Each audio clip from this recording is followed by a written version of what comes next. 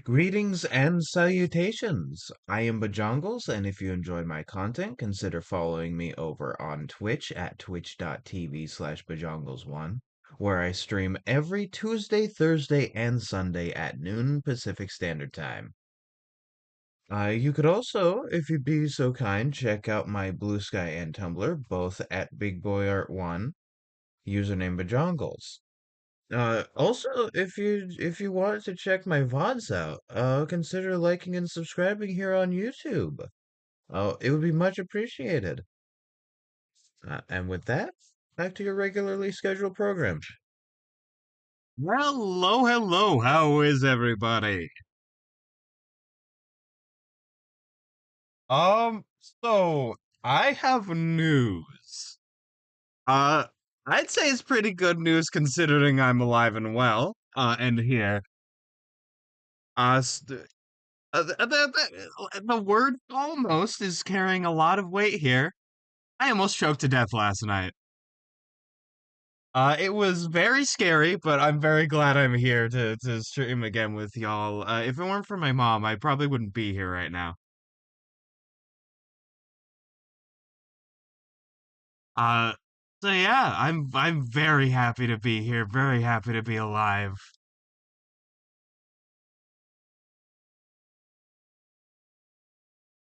Let me get some water. But yeah, no, I'm very excited to be here.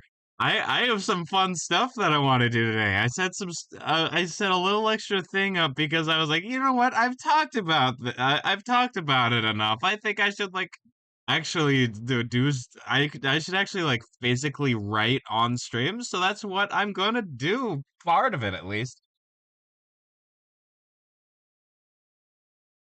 Uh, all right, let's see a good volume. My media player settings reset. So I thought it was gonna be at 100% volume for the starting soon music, but it turned out not to be so. So let me get the right music volume and add loop on so that we can get Outer Wilds situated. How is everybody? I know I already asked that, but how are y'all? Good, I hope. There we go. Alright, how's the music coming in on stream? A little faint. I could probably turn it up a little bit. Ah, my hair. My goodness. Alright, there we go. But yeah, no, I could probably turn this music up a little bit. Probably like a 35. Yeah, that sounds perfect. Alright, there we go. Let me take those headphones off so I can full ear this pair of headphones. You know, the one attached to my computer. And now without further ado, boy, I'm happy to get to it. I think I actually kind of want to work on the map a little bit. That's another thing I want to look at. But here's the thing that I set up and am happy to work on. Boom! I set up Obsidian so that like y'all could see it on stream. Now this is the note-taking app I've started using. And as you can see on the right here, is some sort of like brain map where like you right now, and if you hover over it, you can see all the connections the little nodes make. I'm very happy. I'm very happy. It's very cool.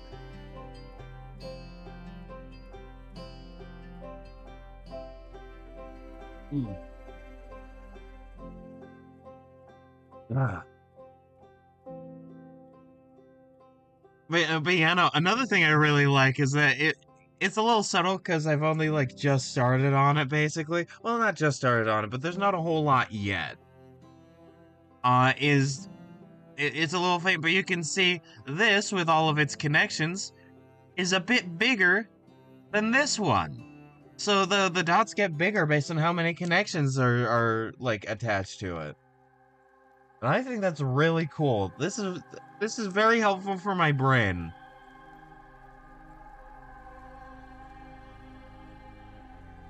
So you see, as I come up with new stuff while working on the map and like talking with y'all and just sort of like bouncing things off. Like I'll be switching over to write about it. Because I think that is a fun format. And that's sort of, I think what I want to do with the format of this going forward is like, that's very cool, switch over. Tippy tappy typing, very cool. Oh, also, like, I fully like wrote down and came up with the names of the baronies. Let me pop it back up. I decided on the barony of Swindon, the barony of Crawburg, and the barony of Hartford.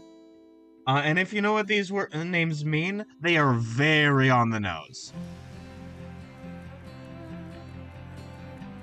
Because Swindon is like, it literally means like Pig Valley. Crawburg is Crow Fortress, and Hartford is, if I remember right, Ford is like, you know, the crossing of a river, like that part where you can cross. But you know, it's basically Deer River. So like they are very on the nose, but in the way that like real names are. Right, like this is very realistic to like real life names. And like there's nothing here yet, but like as you can see, I click on the link and it goes to the text file with everything on it. So they're all connected.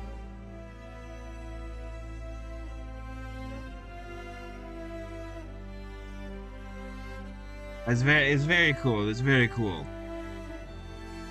That being said, let me make you invisible. There we go. And we should be working on this map, and I'll be talking about some stuff that I'm thinking of. So something I was thinking about, because I was watching a video from Davi from Mystic Arts. Like, and he was talking about factions, and you know, doing factions in threes, and I sort of did that on accident with the baronies. It's just, you know, I just had the thought, you know, having only 2 would be boring, and 4 is too much. That's a lot of work. Let's add 3. And so that worked out, but you know, he sort of introduced the idea to me of like, you know, fractal factions basically. So like, let's say within the barony of Stagford, which is what we're looking at right here, that's what I'm working on with the like 5 kilometer, you know, 3 mile hexes.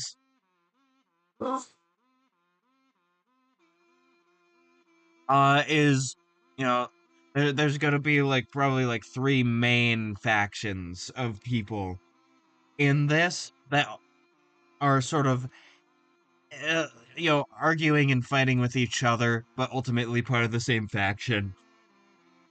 And then like, let's say within like a city, right, there are like 3 main factions and yada yada yada and such and so forth.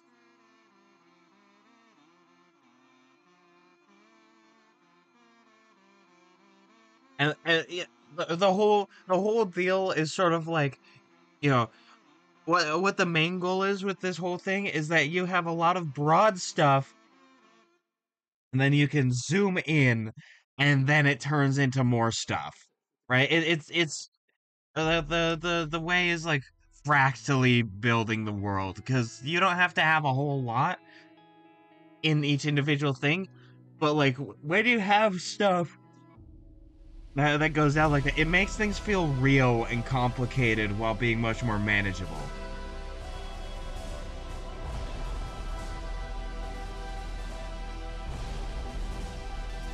So, that music is a bit loud for me, but it's gonna be quieter on other tracks, so there's not much I can do for myself in the meantime. It sounds perfect for you guys. As far as I can tell, like, in my opinion, in my humbled opinion.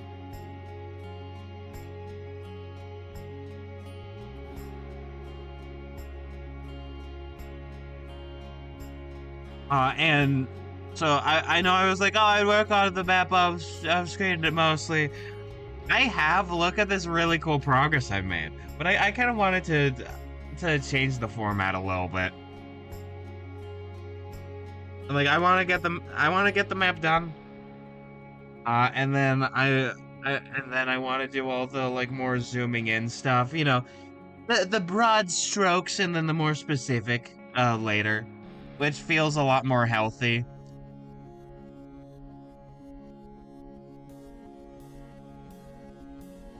Okay.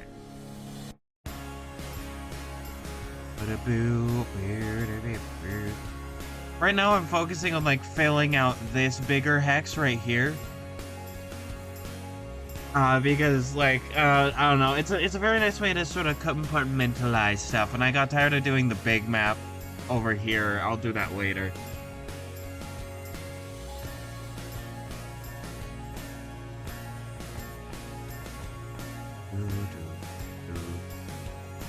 And something that's like not exactly in the rules of like D&D or whatever. I think to make things simple, I might have this just be D&D 5th edition 2014 rules.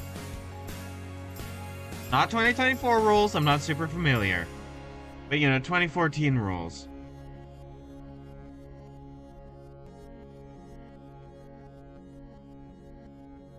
Because like if I do it right and have things working the way that I want to, it can still feel like that more sort of like intensive resource management-y exploration heavy sort of you know that sort of fun style game that I want to run. Because like I don't know, I like that style of game and I want to run it. And I want to run it well. And you know, having story stuff there, obviously that's what I'm writing, but having it a lot more be like cause and effect.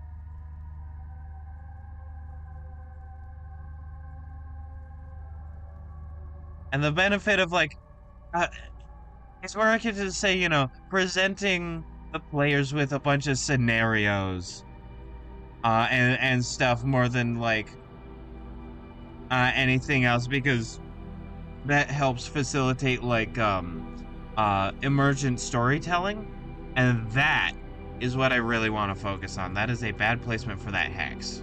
I think I'm gonna move it up one.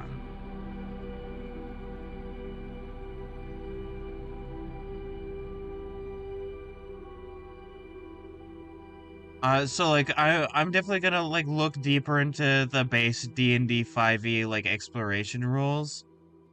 And like, you know, really learn everything. That's just on my own time. I do have the books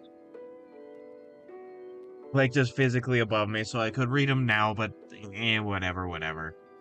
Uh you know, look at all the rules that fully exist and see where they are actually lacking, rather than being like, oh, it's lacking this, I'm gonna add it. Meanwhile, it's like somewhere in the back of the book.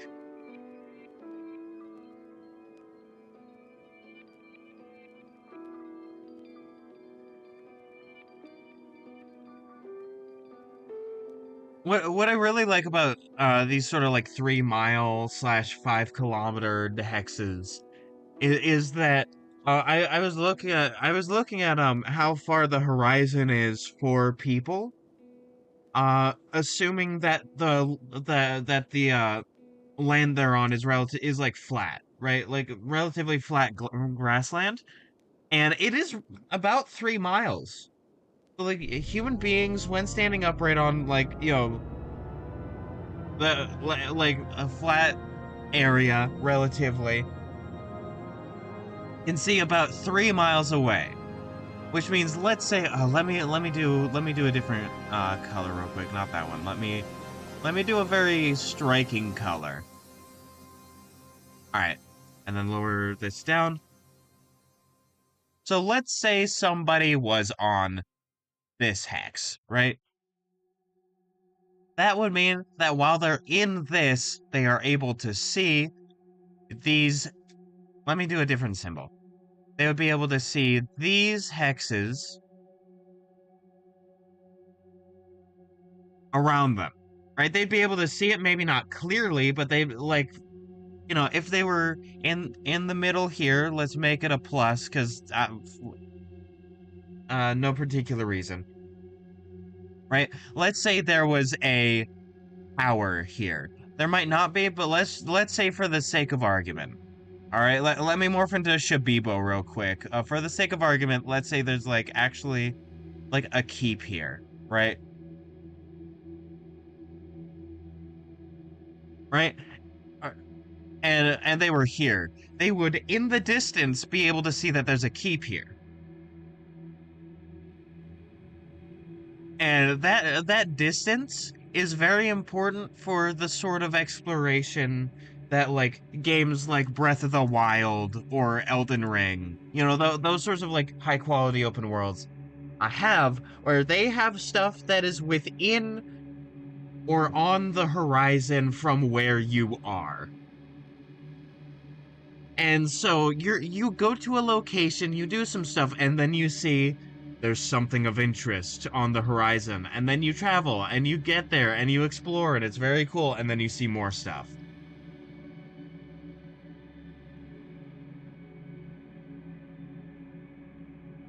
Right? Like that is why these hexes are the size that they are.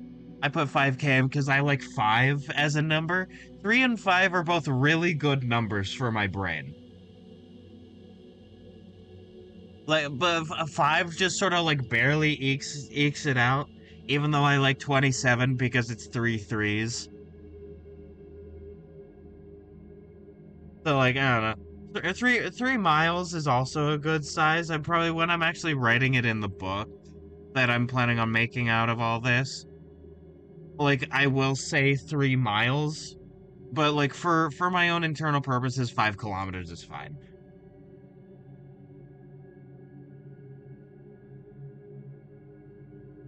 Uh, like that's why these sizes are the way they are. Also because at a normal pace, like at a D&D normal pace on grassland, this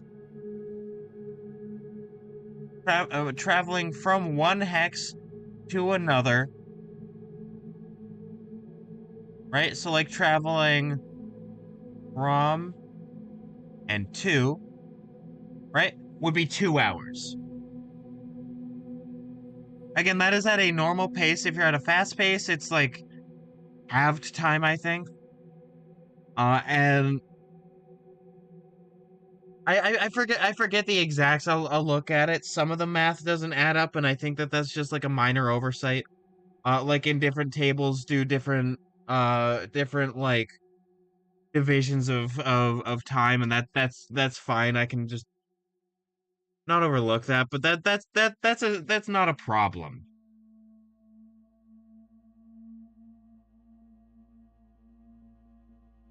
Right? I'm not going on like twitter.com canceling D&D 5e for having like uh a table that the math was done wrong and people didn't catch it because math. Even though like, other tables it was done correctly, so you could just look at those tables, right? Like it's fine. Right? But like I forget where I was going. Oh yeah. I remember where I was going, but not how I was gonna get there. So like these sized hexes are also very convenient with like from this to this, right, being 2 hours, because normal travel time for adventuring in a day, right, is 8 hours at normal pace. At slow pace, you can go longer because you're not expending as much, and at fast pace, you can do less because you're exerting yourself more, but you're still like traveling a fair bit because, fast pace, right?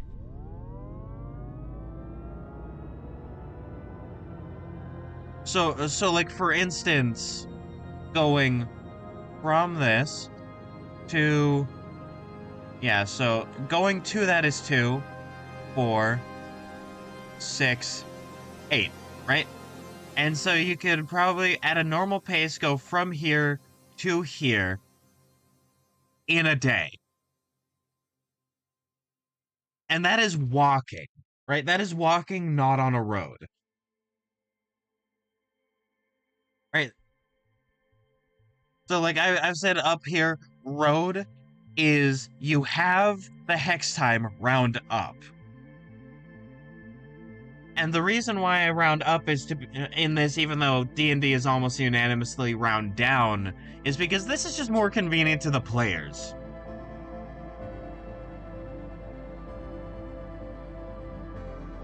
Right, like let's say you're in the woods, right? And the woods are this, right? Let's say you're in the woods.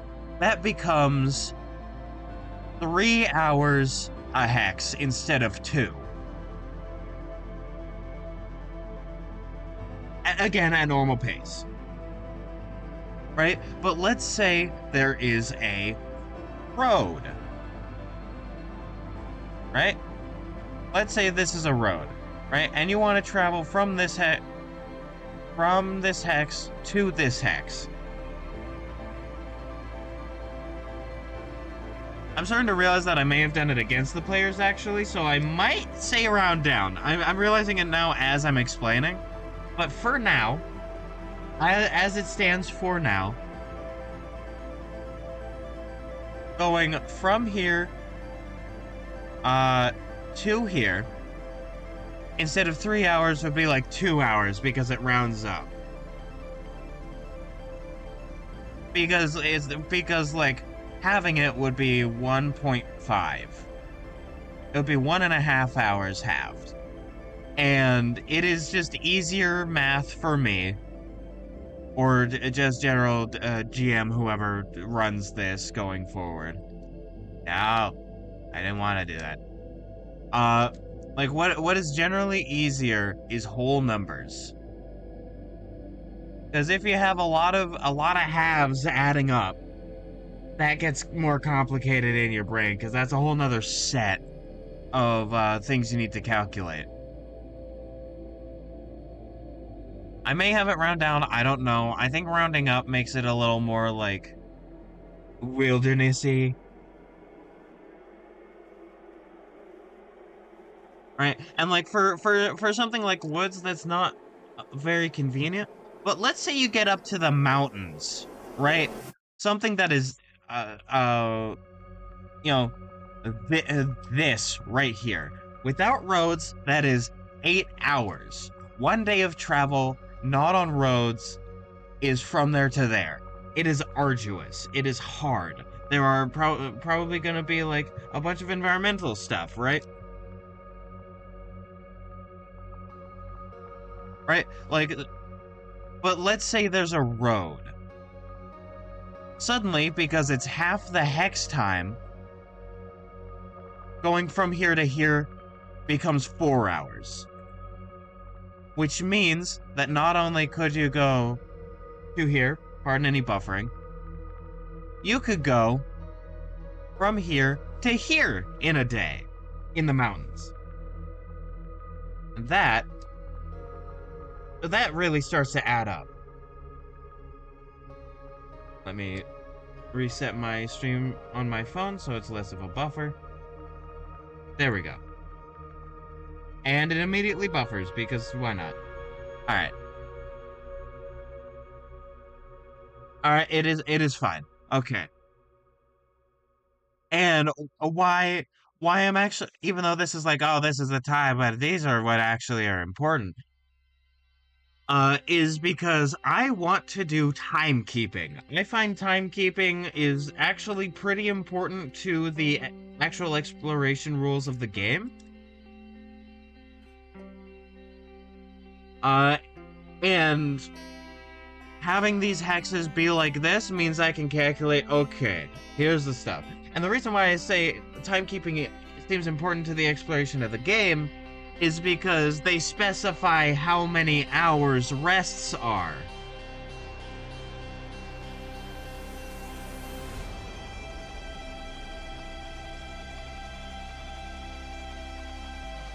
right? Like they for instance, a short rest is 1 hour, but a long rest is 8 hours.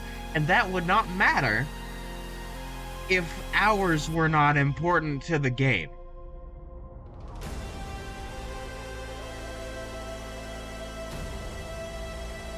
So I feel I'm sort of feeling like there's a certain play style that is at least intended in the original 2014 rules that may not be intentional now. I don't know. Like, it may no longer be the intention. But as is the rules from 2014 that I really learned how to play D&D with, that is the intention of the game, is that hours are important and time is a resource that you get to manage. Why I say get to manage is because I think resource management is really fun. And like that's also why it says torches run out in time increments. And like I don't mean like real time in increments like in Shadow Dark as like an optional rule, where in Shadow Dark it's optional that you have torches run out in real time hours, which I don't think is convenient because me and the rest of my play group sort of waffle on things for a while. So it's like, we're deciding what to do next. Okay, suddenly your torch runs out and now you're in the dark. It's like that doesn't feel very fair.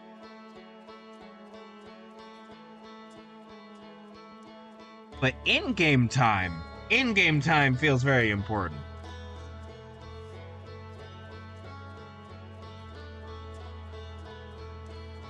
Actually, let me not fill that one out yet, because that's outside of the big hex that I'm focusing on. Oh, and also see these bigger hexes here? So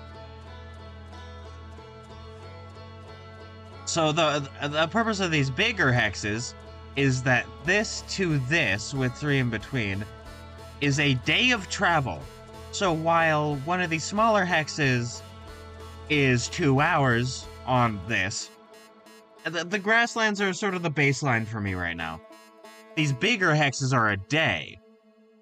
And so if you want to do like bigger travel times, this lower one here, this more basic map with like the bigger hexes, is so that you could say, okay, so this is days of travel, and this is the biome, and this is like, do that as making decisions is slightly bickered, so our DM threatened Jeremy the Frog God on us. God damn! Really? Jeremy the Frog God? That's a bit harsh, don't you think?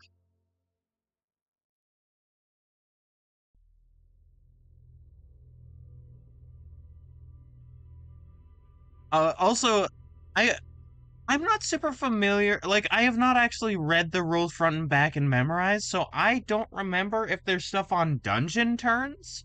But that is a thing from older editions of D&D.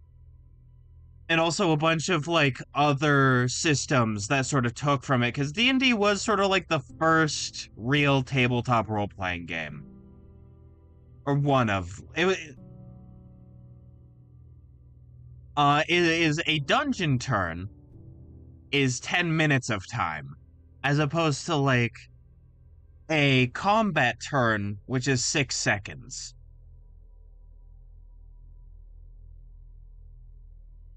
And how it was supposed to be calculated, or what is supposed to be calculated if you use it. If it works, it works. Jeremy the Frog God was also a chef in the tavern we stayed in. Why was a god running a Actually, no. You know what? That makes sense. Sometimes gods just kind of wanna do tavern shit. Like, was he just titled Frog God? Because, like, that's fun. Also, can I just say, Jeremiah was a bullfrog. It's true. They don't want, you know, mainstream media doesn't want you to know this, but Jeremiah was a bullfrog.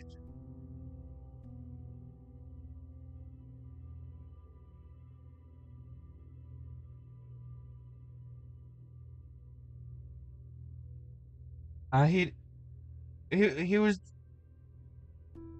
Oh, he was just in it. Oh, right. Yeah, he was the chef. All right. Fair enough. Why did he just have Okay, so what stat block was it? Because okay, so here's the thing about here's the thing about how gods are written by Wizards of the Coast, like the company of D&D. Uh not necessarily the case for like y'all's games, but here's how they write them. Is that gods do not have stats because you cannot kill them unless you are also a god. But they have avatars.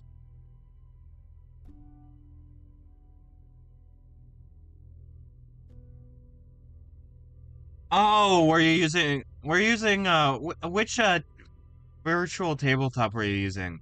I think you talked about it before, but if it was like virtual, uh oh wait, no, you were talking about doing it in VR chat. You were talking about doing it in VR chat.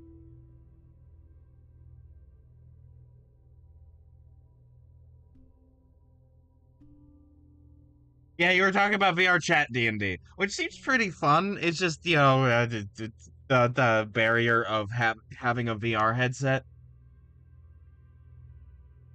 All things considered, yeah. I personally, my friends and I like to use Roll20.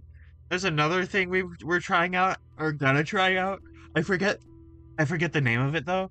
Roll20 is pretty good. You also get to draw in it and do bullshit. That's where I drew the Hank Stream barbecue thing.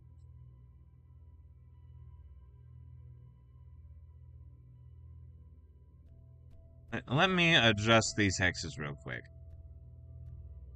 I am still so proud of Hank Stream barbecue. Sometimes your shit posts are like the best.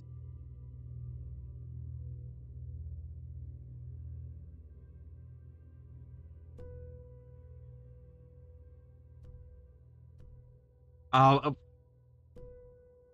but with dungeon turns. Oh wait, no, I accidentally did overlay. Shit. Let me put it back to normal. But with dungeon turns, they're 10 minutes. I remember I always wanted a character where you'd roll stats every in-game day and get to assign the numbers to. Okay, so here's the thing. I like rolling dice. I really like rolling dice. So I am very lucky that I got into the hobby of tabletop games rather than gambling. Because I would have become ruined by gambling with dice. Because it's so good. It makes me feel so good. So something like that would be very fun for me. Right? So, something where you like basically reset your stats every long rest is very fun.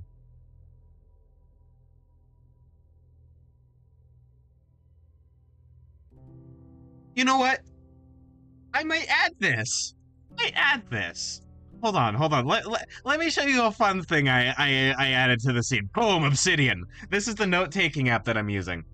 If you ever decide to like write a game, I highly recommend getting it. It is free.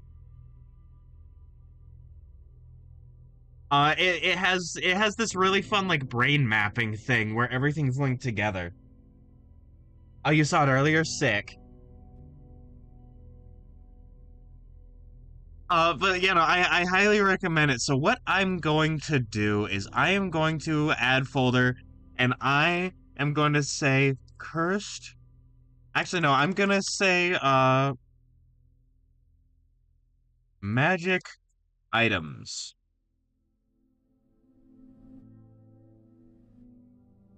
Wait, no, not folder. I'm gonna delete the folder. I'm going to create new note. And I'm gonna call it cursed items.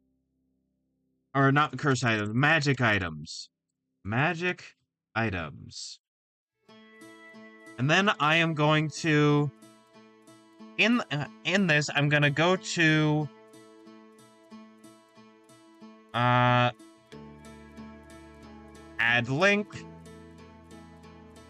County of Faden. There we go. And then it's gonna map into it because it's very cool. Oh shit, my thing might have on my phone. The thing on my phone may have crashed.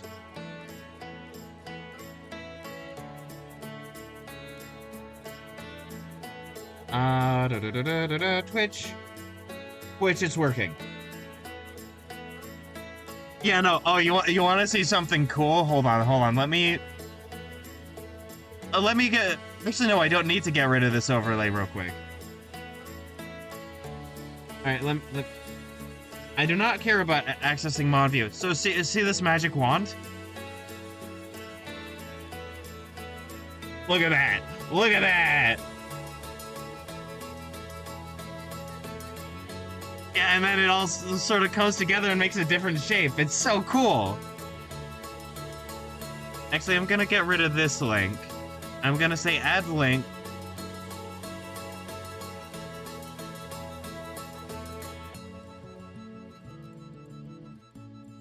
And I'm gonna specify cursed items.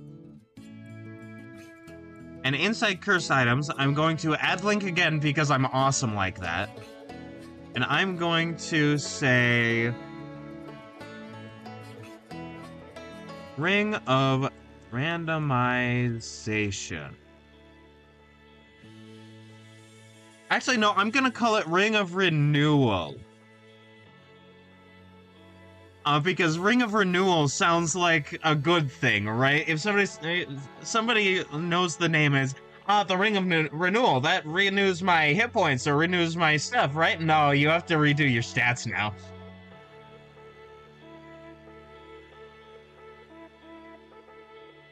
Oh, write random stuff in it and go crazy? No, that's the point. That's the point. Let me redo this. I didn't like the shape of the whole brain map.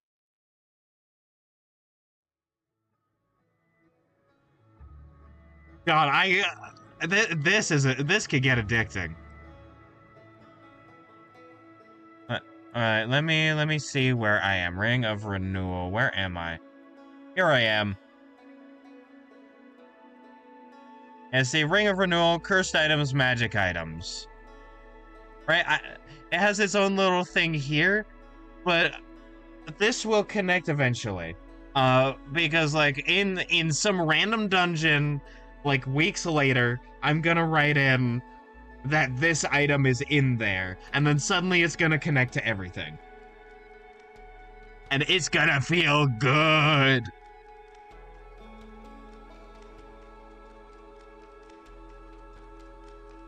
It's gonna feel spectacular.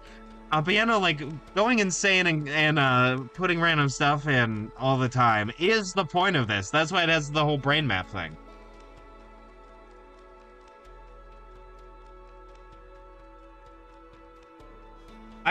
I really like that idea of the Ring of Renewal. It's very cool.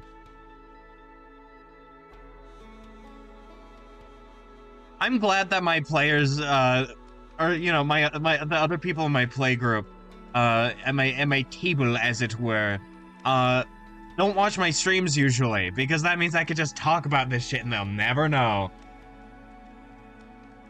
So like, can I know its name for no reason in particular at all? The name of what? The magic item, or? My world? The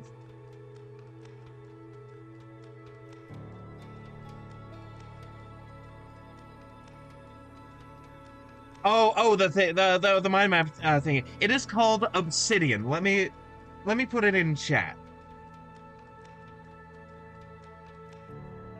Well, I'm actually gonna just send the link in chat because I can break my own rules.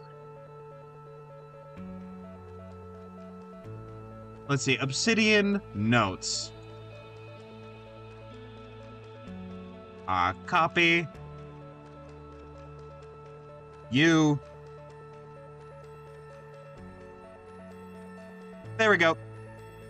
I didn't mean to put the slash in there. That slash is not a part of the link. Yeah, it is Obsidian. It's very good. I got recommended it by Davi. from Mystic Arts. Highly recommend that channel, by the way. Mystic Arts. He's this Icelandic guy.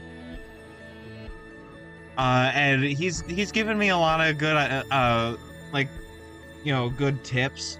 A lot of which, like, he capstones a lot of it off with the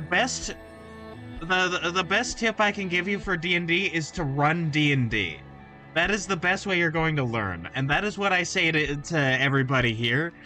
The best way to learn how to play D&D is to go in, play D&D, not know what you're doing, and learn from the experience. Because trust me, it will be fun.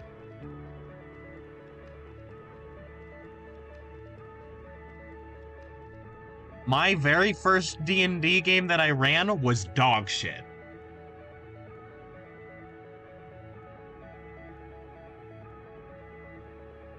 Oh, like we can't all be like I won't say their name for privacy reasons, but one of my friends whose first campaign world was a fucking banger immediately, and now I'm like, well, you know, I have to show the exception that proves the rule, I guess.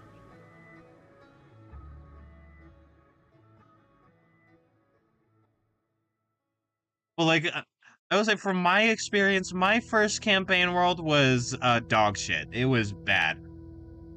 It was underbaked. It underperformed. My friends still had a good time though, right? Like, you know, the game was still fun, and I learned a lot about myself and how I run games from that.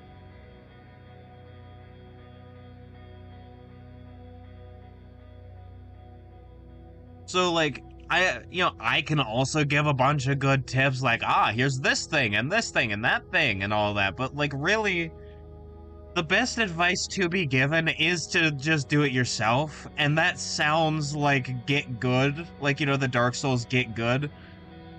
But, like, really, it's just, hey, go have fun. It's a game.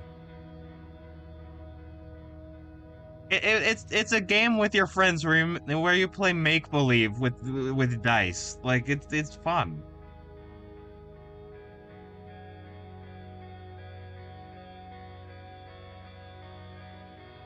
I would not have been playing it for almost no, at this point almost a decade if it was not fun.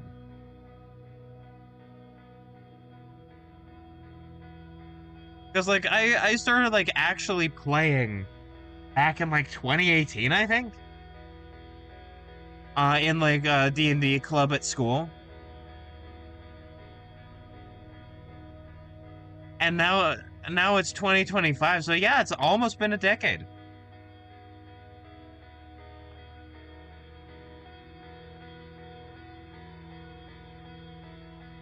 And, like, you know, sometimes I'll complain about the rules of D&D 5th edition and be like, this is bad. But it's because I love the game. It's the kind of complaining where it's like, no, this game is fun and it has a special place in my heart. I just realized I could yeah, you could actually, like, use it. It's very good.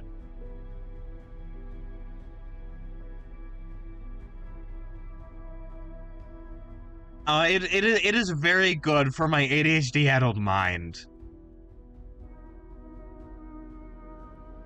Okay, I got messed up for a moment because, like, the low opacity red overtop this green.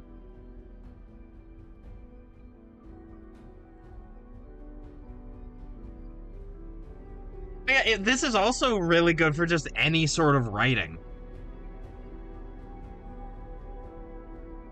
Like Obsidian is just good for that. It's very nice.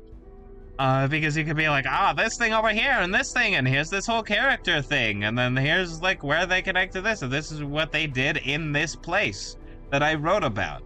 Oh, this place has these factions. Oh, I now remember everything because it's right there in actually a good format.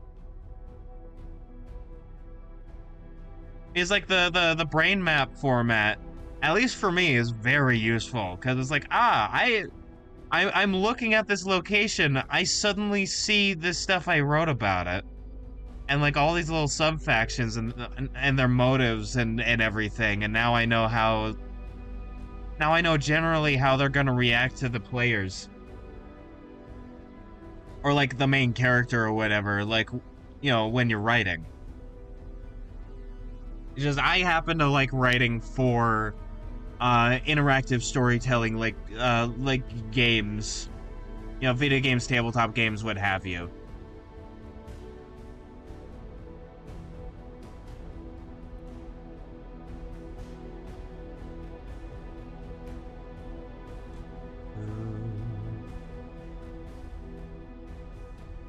And also the benefit is also like when you're playing the game, uh then you can also like put in session notes and connect the session notes all together and like and all that, and suddenly it's a lot easier to actually do notes like that.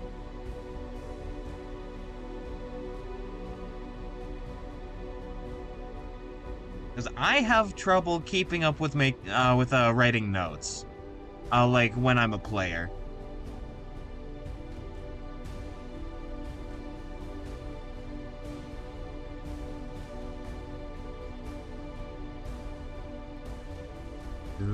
Uh, right now, as I'm sort of yapping, I'm trying to think of what I'm gonna do with the Baron and her husband. Which, by the way, I came up with a name. I came up with a name for him. I had an old name for him, but I forgot. Let me show. I don't have much, but I really like the name Lambert. Lambert Bok. Very cool. I like it a lot. And like there's a whole thing about Lambert that I haven't wrote yet on here, but I have in my head.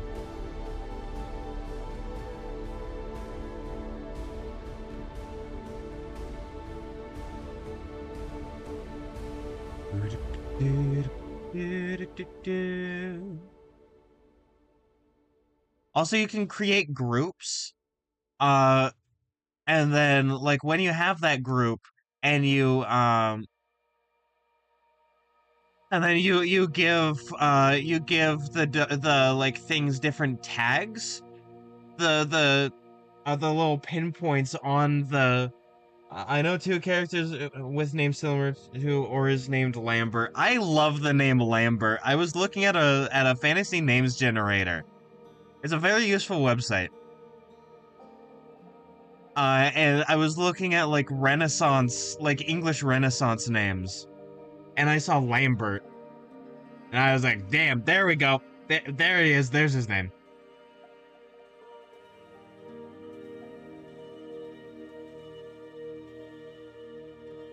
Some of those names are weird, and I think we need to bring back like those names. Like some of them are like vestiges of like the Middle Ages, and the Middle Ages had some wacky ass names.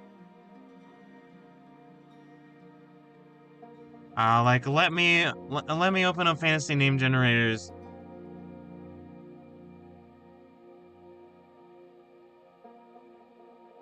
Like I also love the name Cuthbert or Ulfkettle. And like I love that it's mixed in with things like Hugh and Edward and Abraham, which are like, or Patrick, where it's like, oh yeah, we still have people that are named like that. And then there's Ulfkettle. OPS disconnected. You better not be out, internet.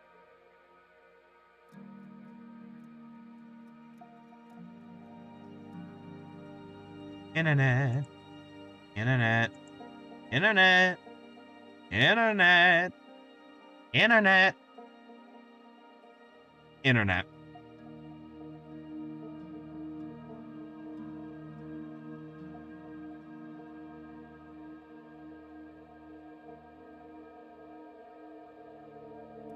Internet?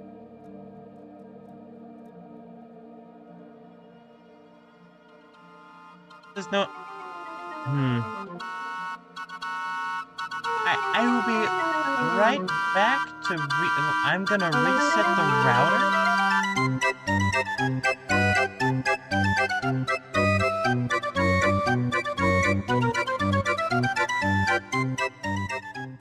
Okay, connected.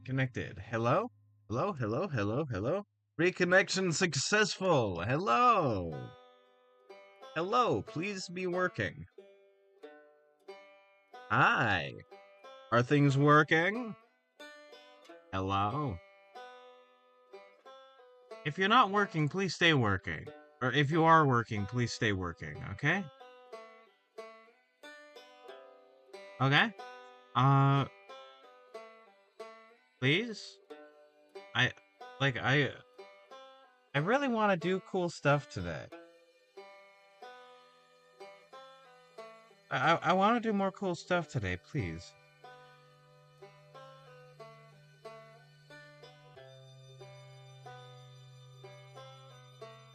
I had to reset the router twice.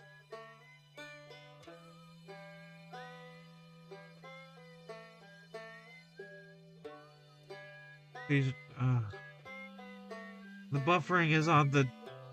not the thing that usually buffers. Oh, God.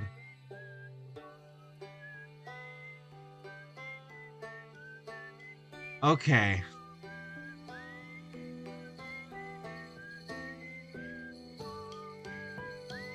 Okay, please. Please.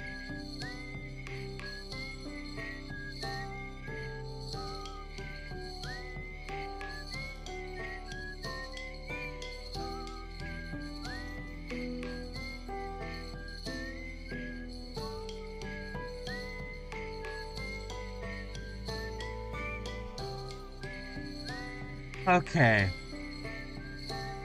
Okay, so it's been 10 minutes. I'm so sorry, everybody. I am so sorry.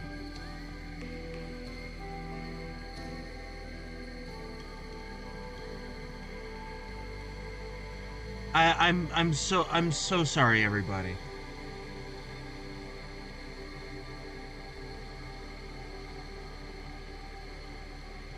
I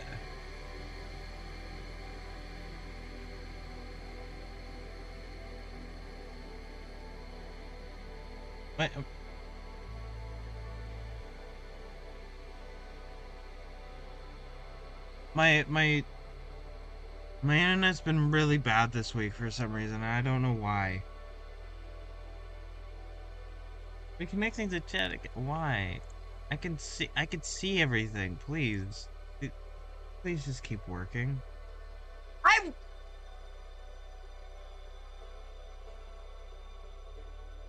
sorry.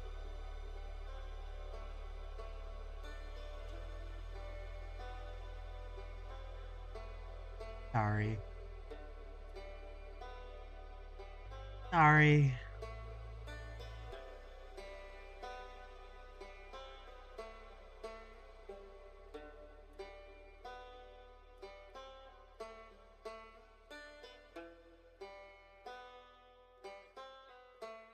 Okay. Reconnection successful? Okay. Okay, cool. I apologize. I apologize. I went from having a really good time to being overstimulated. Give me a moment, please. I really want this to stay working. I really want this to stay working, please. Please. I just want to do cool world building and draw a map. Please.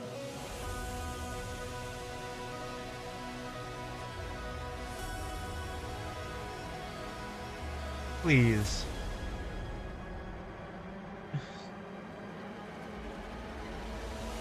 Why are you being bad, internet? Okay, let's see. Are things working? Man. American internet, truly, truly the peak of internet technology. Am I right? All right, let me load, load, load, load on my phone, please. I need my chat. I need to read chat, please.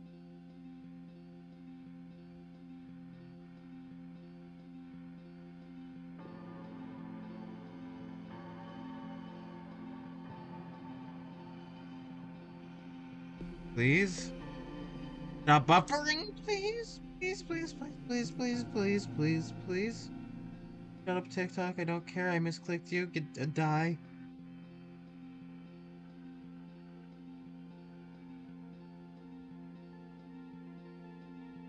Are you there? Are you there?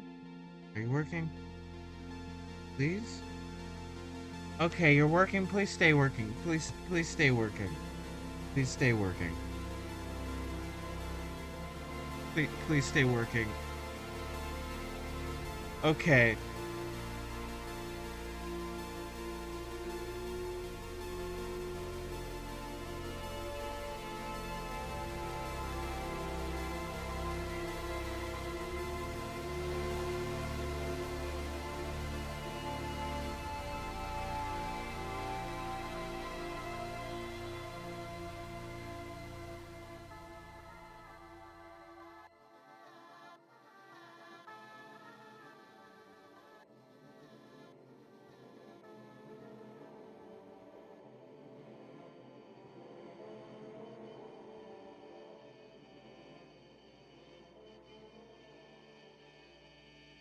All right.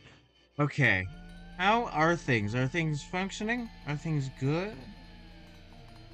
Are things good?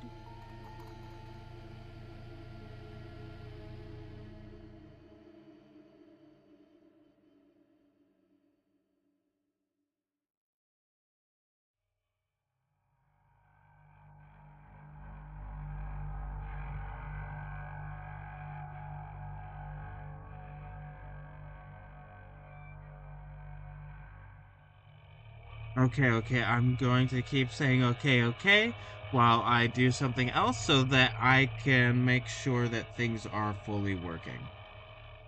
I don't know how far the delay is. The delay is really bad, so I'm gonna reset my stream on my phone. There we go. Stop. Okay, okay, okay.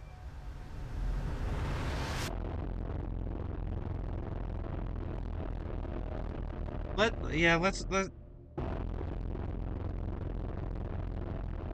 please, I beg of you.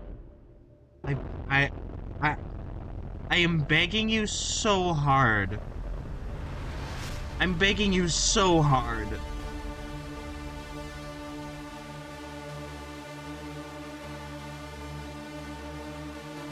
I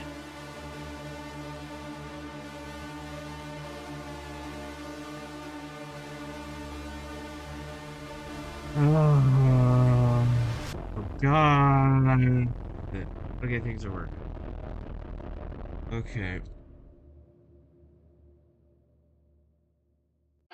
I lost everything that was on my mind. I had so much.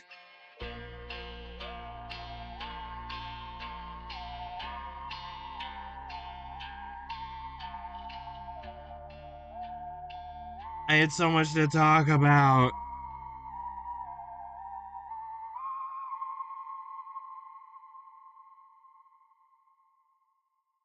Like, I don't. I can't expect somebody to come back on when the internet died for so long. I had so much to talk. I had so much to talk about. Oh God. God, give me just a moment.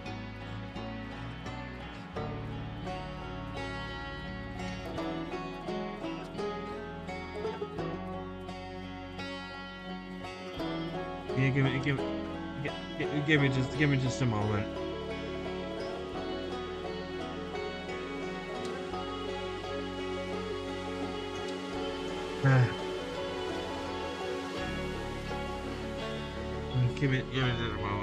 Okay. Okay. Okay, let's continue drawing the map. Maybe something will come back to me. Maybe it'll come back to me.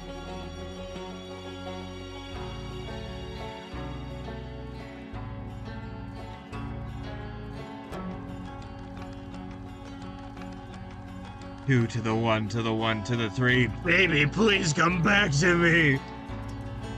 That's a funny inside joke amongst my friends.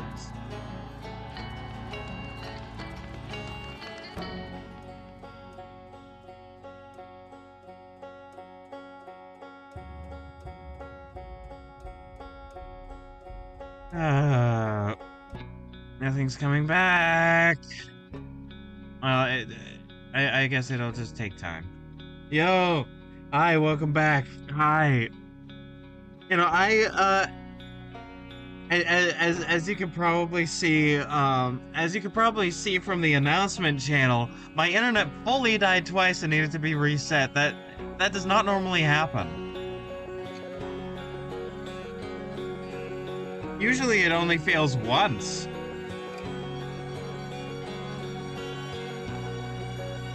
But yeah, no, now we're back. Hopefully we stay back. This is me, by the way. Bro, twinsies.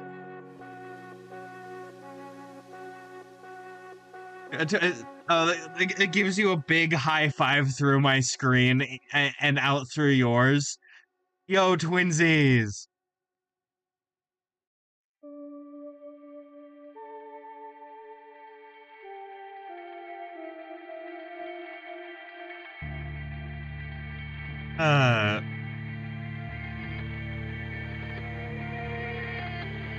I forget exactly what I was talking about, but I can look back on the messages. Thankfully, the messages are still there. Let's see. Oh yeah, Lambert. Insert the Delta in Chapter 4 or 5 high five. Exactly. Including the sound effect. Yeah, Lambert Bach. So his whole thing is I want him to have this sort of like Marie Antoinette, like let them eat cake sort of deal, even though she never actually said that, but like, you know the idea of that. He's trying to make merry and make people's lives better with like festivals and everything. I'm like, this is such a special occasion. That is not gonna be his voice or whatever. I mean, his voice will be whatever people decide it is, but still, like that.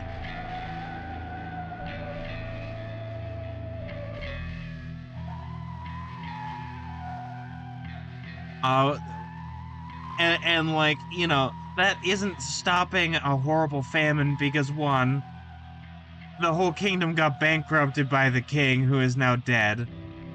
The cost of an ongoing war with a neighboring country, plus now a civil war going on. People's situations are pretty bad right now. Just like the general, like, commoners. I mean, the bound, the bound serfs. Like, they're always doing bad, but like the freedmen are also doing bad too right now. Everybody's having a bad time, plague, disease, all that shit. And Lambert is very out of touch. That's sort of his thing, is that he is good, but he's very out of touch.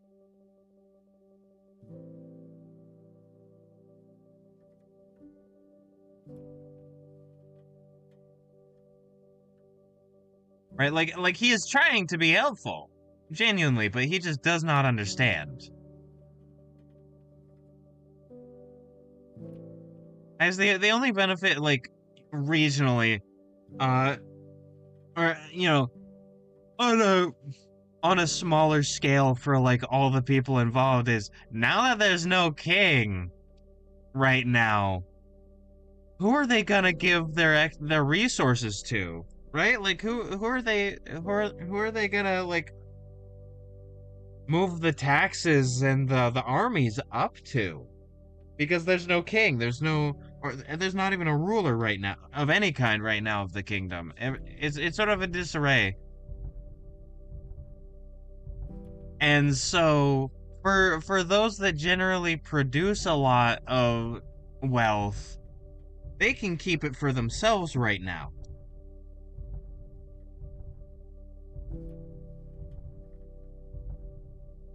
Right, like, and so for them, this is probably not a bad situation, all things considered. But for, let's say, Hartford, and maybe the entire county of Faden, it's not so great right now.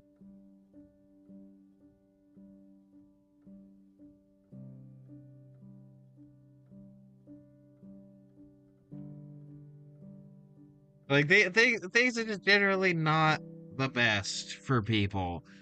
And wrong thing. I wanted to add like little specks of woodland to be very fancy about it.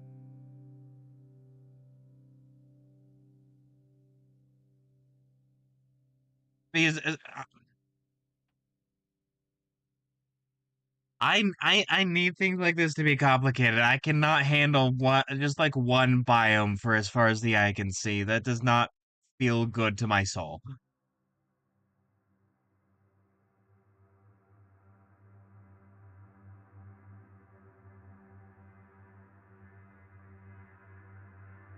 Like saying, there is a thicket nearby, or like some sort of like small grouping of another biome. Like, there are a set of hills here, or there's some woods, or something like that. That feels a lot better to me than the rolling grasslands keep going.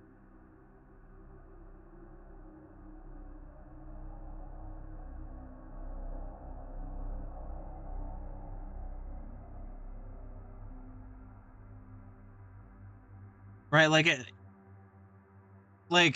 yes, mountains, then they go into a valley, and then they come back out, and then here are the woods, and then here's like the coastline, and there's this cool bay, and here's woods that lead into the deeper forest. And then here's some more woods, and here's a bunch of rivers. So like even if they're like, let's say they're right here, right? Let's say they are right here. There's gonna be a river roughly there and roughly here, right? And not too far away there's woods. There are little bits of woods.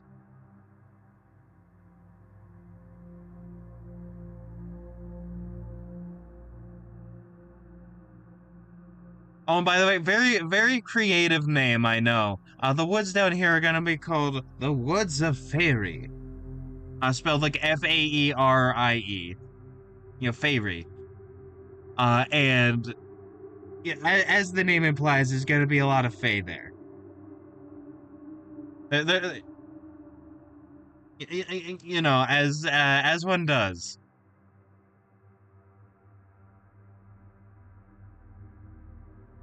At this point, whenever I get a buffer, it scares me.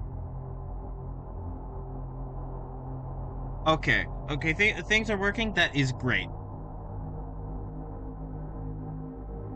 And because the barony of Crawburg is right next to basically where the Fae are most concentrated, there's going to be a lot more direct influence from them, and I think that would be interesting to talk about. Like, they were given forbidden magics and dark rituals from the Fae, and them being more magic-y and wizardy and shit.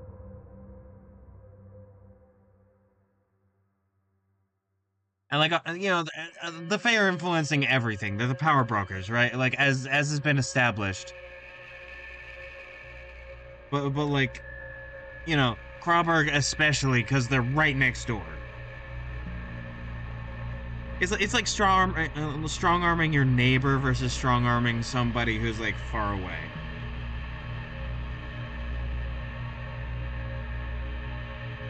Right? Like it is easier to go over to their house than like go across town.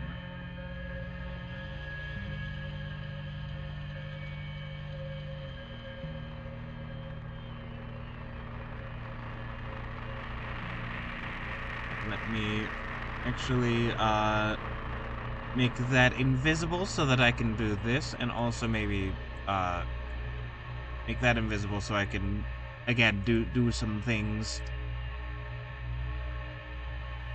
Yay, hex maps.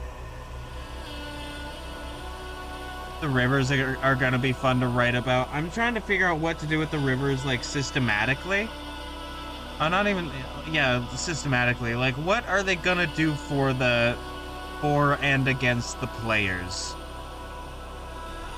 Because that's sort of a thing that needs to be remembered with more open sort of things like a hex crawl like this, is that everything, while no, it should not be about the players necessarily, it should definitely impact and involve the players when they come across it. Right? Like, the bandits were not specifically looking for the players, but they did see the players. They go, ah, you're sleeping in the middle of the woods. Time to rob you blind.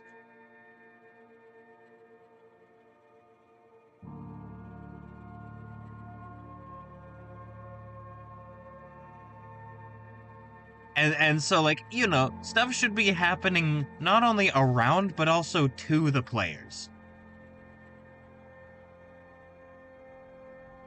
And an advice I got from Mystic Arts, but also other places. But, like, most recently I got from Mystic Arts. A very good channel. Is that, like, the story? How the story should be is that you should write for what is gonna go wrong, right? Like, what happens if, the bad thing happens and the players are not there. That's what you should write for. And then the player's goal should be to stop that or subvert it, right? So that in case they do fail, because there is a chance of failure, ultimately tabletop games are games of chance. Is so what happens then, and you're prepared. Basically, the key to, like, writing a good thing for D&D like this is hope for the best, prepare for the worst. Right, so, like, when the worst does happen in a game, it's fun and good. And like, when the players win, it feels like a triumph of, like, this thing was gonna happen and you saved the day. Unless they're playing bad guys, and then it's like, this thing happened, but then you ruined everything. Good job.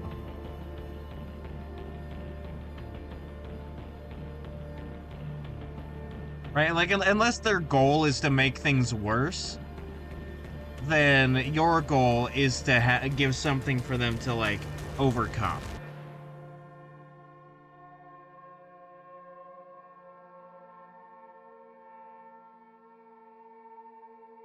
Like, let's say on this map somewhere, I put a cave of goblins. They're nearby a town. I say, okay, the town is probably dealing with the goblins, and the goblins are, like, kidnapping children or something. As Fae in stories are wont to do, kidnapping children, either to eat them or for some sort of ritual, right? And that is just a thing that is happening out in the world, and then the players come in and save the day, right? But if the players don't show up because they can't do everything all the time, what are the goblins gonna do? They're gonna keep doing that. And what is the town gonna do? Gonna continue trying to stop the goblins from doing that.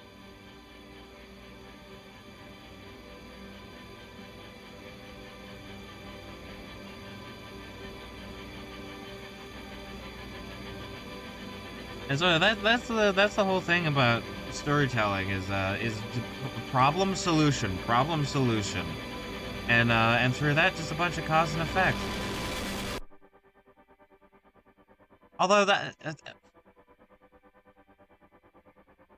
I don't like that it just told me welcome to Bajongles One's chat room again when in the chat.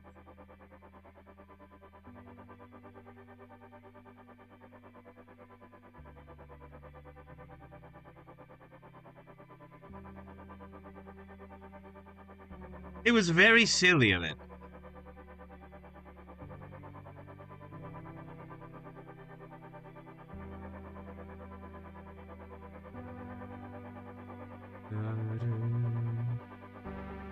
Something I've put down in Obsidian but haven't written anything about is up here somewhere there's a Fortress of Dwarves, and I have a lot of ideas for the dwarves.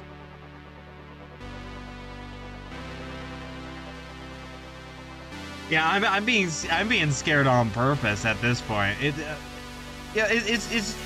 very entertaining, as is the job of the clown.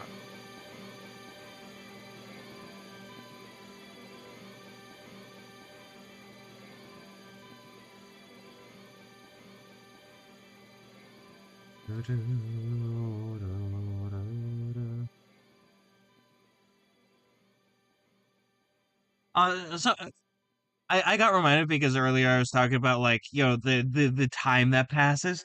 Something that Gary Gygax himself said in the very first like full, like, you know, rule book for D&D said, like, you know,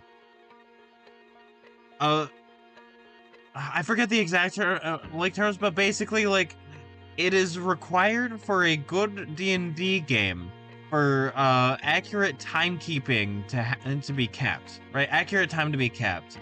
And while that is definitely hyperbole in the era of more narrative-driven, role-playing heavy games, it is definitely still worthwhile to, you know, keep track of how long things take.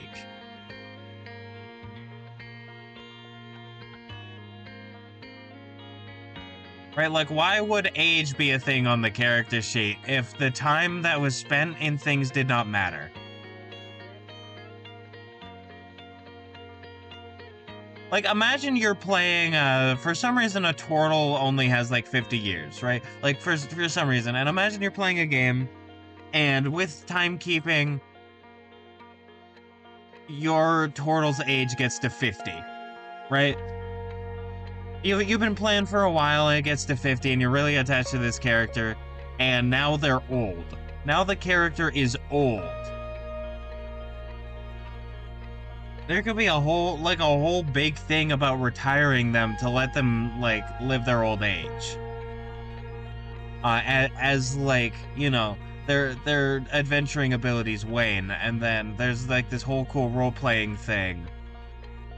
And then, like, a new character is made.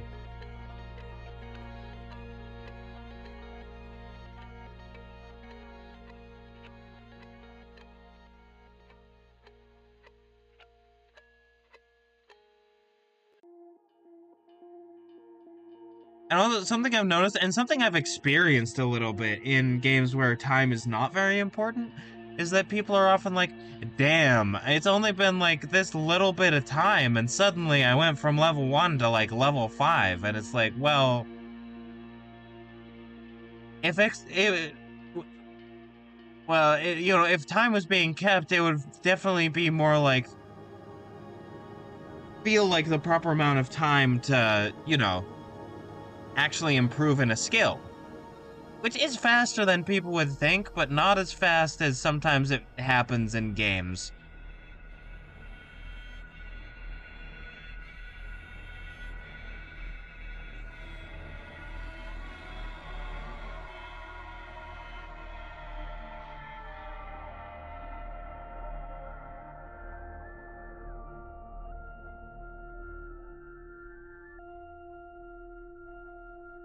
I like just sort of filling out these hexes. It gives me a sense of accomplishment.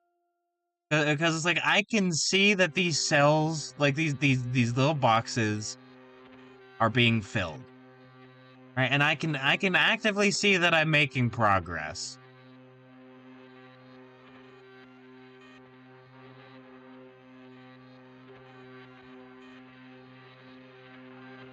Uh,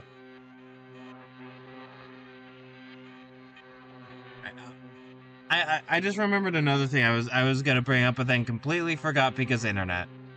So with like that whole fractal, uh, like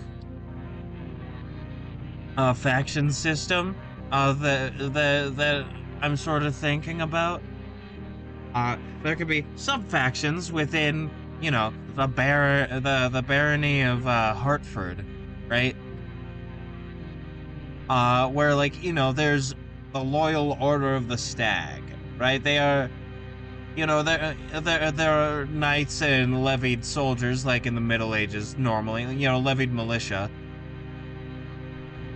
But in recent times of war and in the way that warfare is changing, because Swindon has taken very early firearms and gunpowder, black powder technology from the dwarves up here. They have made a more permanent army, basically, or, or more like dedicated special forces, almost known as the Order of the Stag. Everything is deer with these people. Because I like fun little naming things like that, and Phoenix Wright Ace Attorney has given me the confidence to just do whatever fucking names I want. Somebody's name is Lots of Heart. Somebody else's name is Penny Nichols. Right? It's fine to name things like deer all the way down. It's fine to have the deer place have deer names. It's fine. Uh, But there's them, and then maybe because I want to have a rebellion thing going on, another faction is a group of is basically a peasant uprising, which happened a lot in Middle Ages. It just wasn't often a success.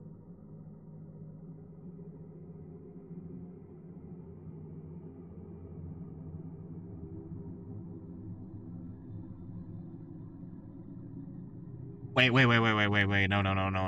Wait a minute. Wait a minute. Let me actually write that down. Let me actually put this into Obsidian real quick.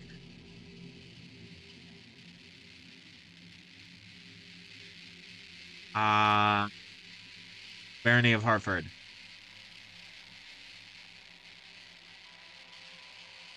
Sub faction. I misspelled that for some reason. Sub dash factions. Sub factions. The or Order of the Stag. Also, even Baron Morbok, her name is like some old Scottish word, for an elk or like a stag. So even her name, all the way down, is deer related. Because I really like that. It's very cool. The Order of the Stag. The Peasant Rebels. And of course we can change these names as we go along. Right? But I can go Order of the Stag, add link. Right? And then I can have that. And then I can do Peasant Rebels, add tag, space, click, and then there we go. God, things are getting messy. Let me reset that. And then go back, and then they are there. And suddenly they're pages, even if I haven't written anything in there yet. They are there now.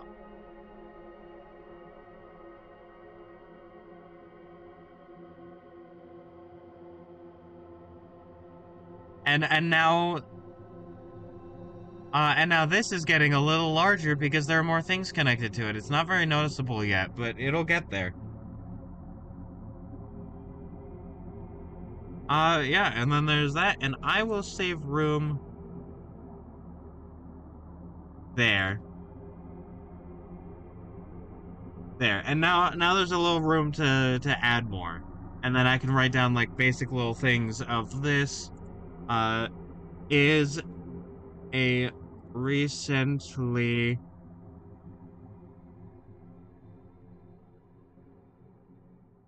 was recently what's the word? What's the word? Uh is a no, is a recent uh elite fighting force started and led by Baron Morbo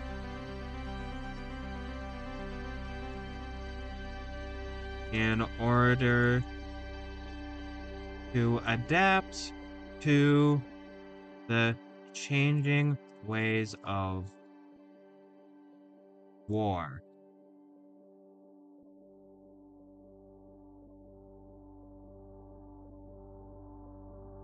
There we go. And then we have that very basic thing there, right? And now we have this whole other group that we can go into. It's very cool. And then the peasant rebels are an increasingly organized group of desperate common folk who have fallen on hard times due to increased famine and disease. They find the leadership of the Baron and her husband to be severely lacking and believe that they can run things better. There we go.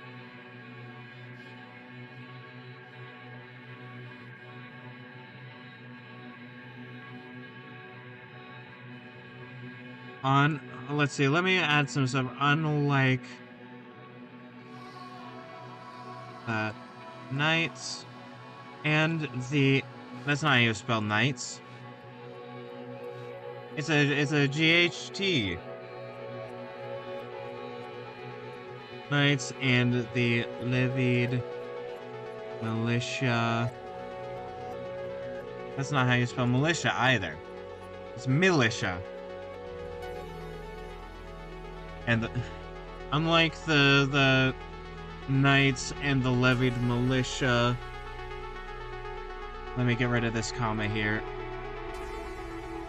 And the levied militia, the order of the stag are meant to be career soldiers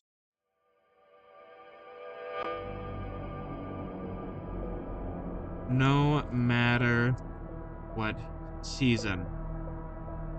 The reason I specify this is because in medieval warfare, knights and levied militias would fight when it was amenable, and they would go back, they would farm, they would like hold up for the winter. So really, like actual fighting only happened a few months out of the year.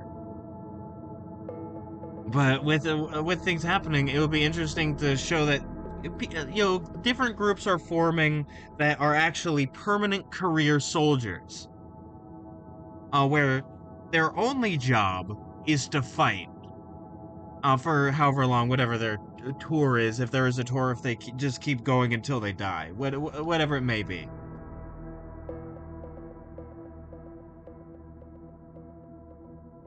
I'm not sure what the third faction is gonna be, but there's definitely these. Oh wait, no. I know. The uh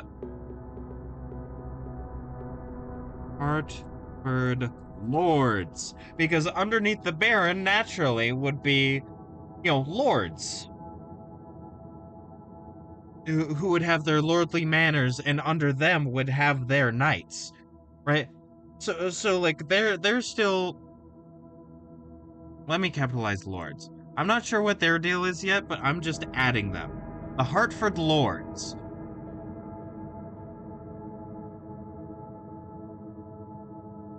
And look at all that switching around, because that's very funny. There we go. The Hartford Lords.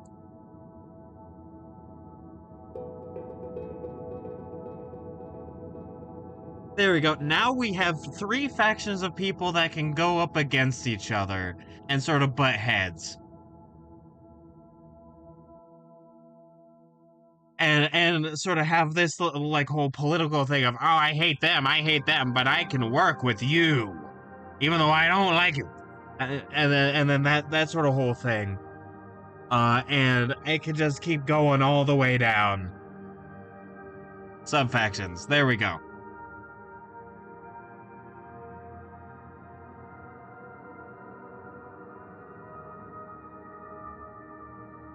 Alright, sorry. I was looking at OBS for a moment. I lost where things were. There we go.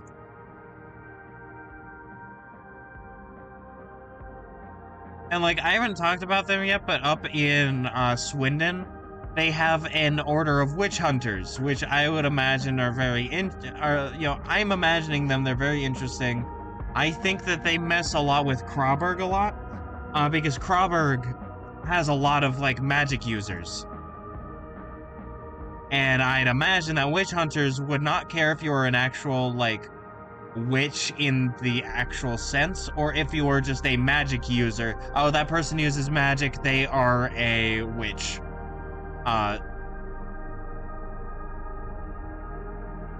And so I imagine they deal with Krauberg would have to deal with them a lot, rather. Wrong color, Kronk.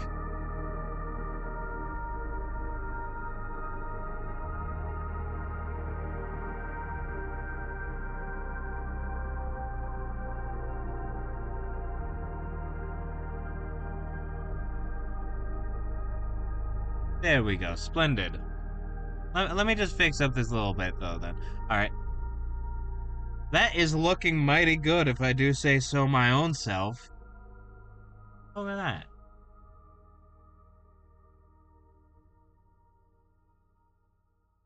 And then...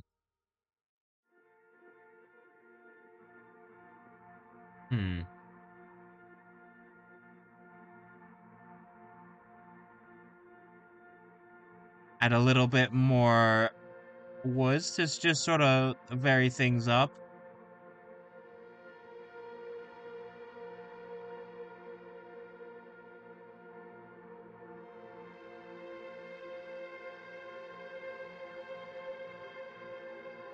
I saw a video from a different person. I forget what their name is. Where they were talking about, like, how a lot of emergent storytelling can happen from random encounters.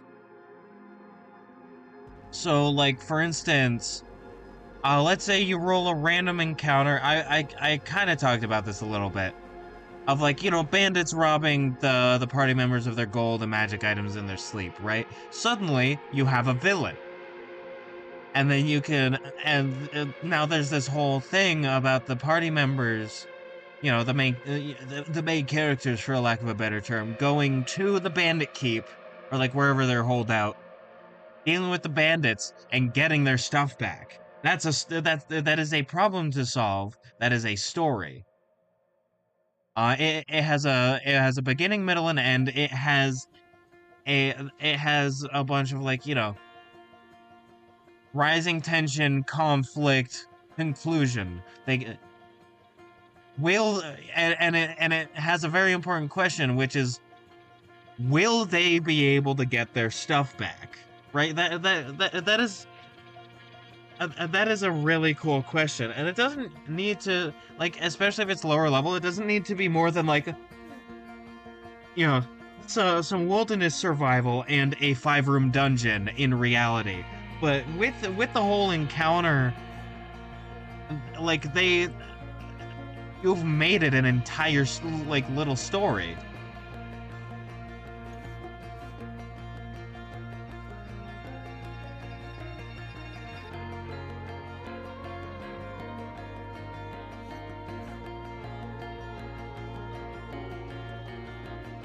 And so like, while this is a lot of upfront prep on my end, right? Like I'm having to do a lot on the front end. When I'm actually gonna be running this once things are ready, a lot of it is just looking at reference material, looking at random tables and stuff, and just like, it's not a lot of session to session prep, but it is a lot of like, before the game prep.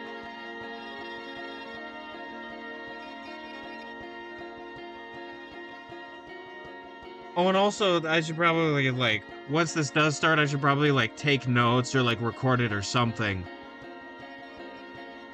So that like,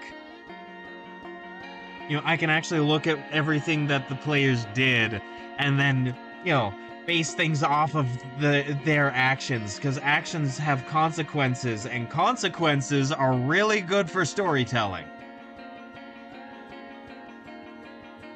Let's say that the party members burn down a shopkeep's like store, right? Like, let's say is they like burn down the store of a what's it, like a magic items merchant, right? And now you have a person who, depending on their personality, does different things in reaction to that, and maybe they want to seek revenge against the party. Boom, you have a new antagonist. Even if they're minor, you have an antagonist, or at least an antagonizing force.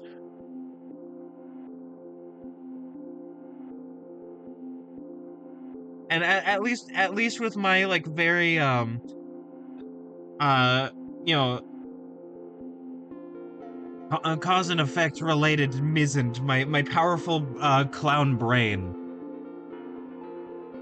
like, it becomes really easy to create story from that, because it's like, well, that thing happened, here's how they would react. Oh, that means that they're an antagonizing force, and they probably have this and this and this. Boom, boom, they're a villain. Boom, you have their tools. You may even have like what they're gonna do back, right? Like, maybe they'll try and destroy what the party members hold dear now, and they were a magic item merchant. I imagine their connections to get magic items are still around, so now they have a bunch of like magic items to deal with you. And yes, you may steal this if you want. Everything that I'm saying here is fully stuff that I invite people to take for their own stuff if they want it.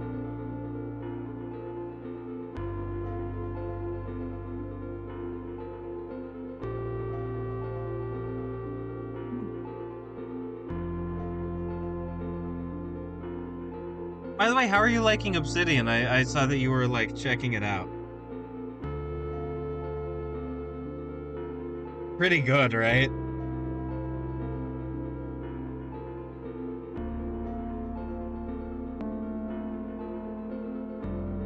Or you talked about checking it out rather.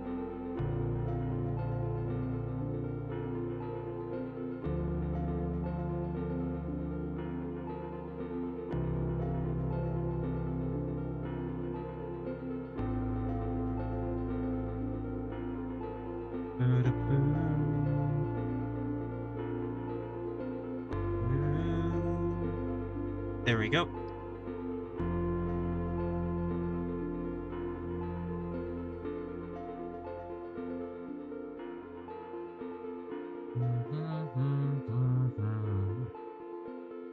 But also another map I want to do on top of this, once I have everything else, like the civilization and the faction and the actual like faction border map. At least that happens at the beginning of the game. I wanna do something super cool, which is have different maps of like, challenge rating encounter difficulty. because I want to have specific parts of this like world where things are more difficult than the other, because I think that would be fun. That just seems fun to me. You know, sort of your open world, or like, you know, your very based off of Bethesda games, where it's like this place is harder than this place, which is harder than this place. So if you find that a place is being too hard, go to an easier place. You know, sort of that deal. But like these harder difficulty places also have the best loot. You know, that sort of thing. Do you brave the danger of the wilderness to obtain the treasure, glory, the whole wealth, fame, power.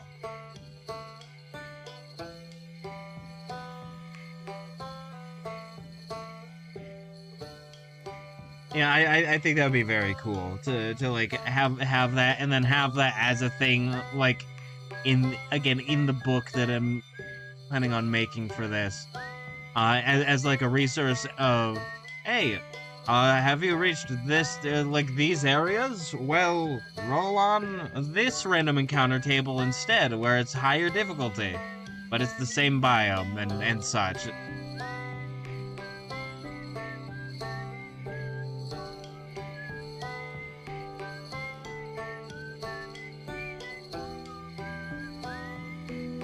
Yeah, do it now. It's very cool.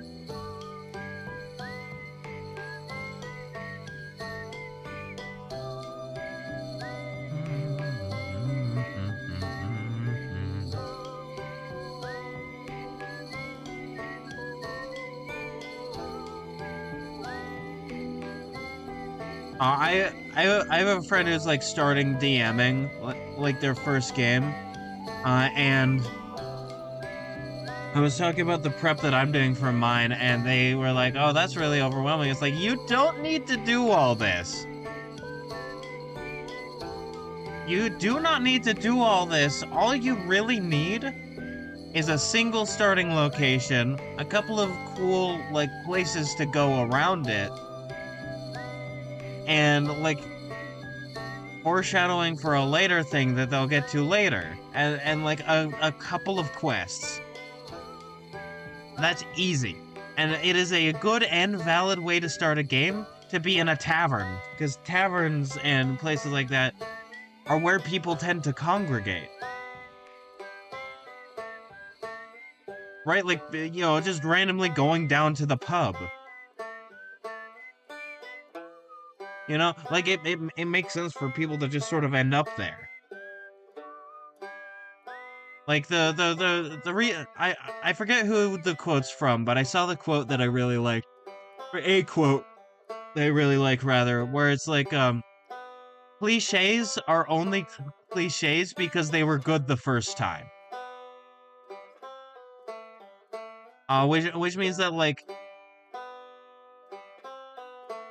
if you do it right, cliches are just good ideas. And so the only thing is that you need to do them well.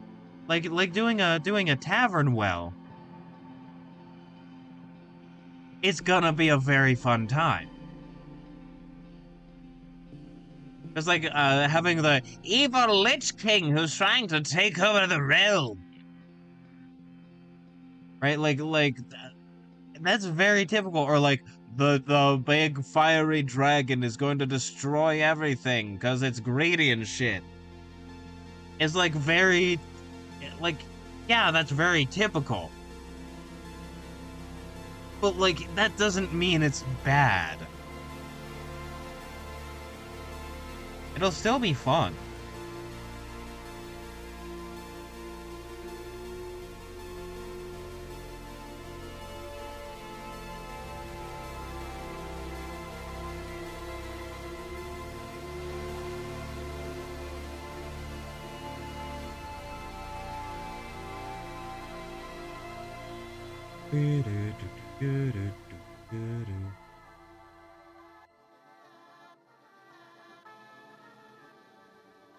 Like, the way I'm doing this is sort of a suboptimal way of doing it, because it would be better to heed my own advice of like start with a single starting location with a few NPCs, of note, a couple of quests that like lead you to some close by areas with some like easy to run enemies. Right? Like if I started with just that, that would be fine. That's good. That is an actively good way to start. But I'm doing it the harder way, where I make up everything and then later start.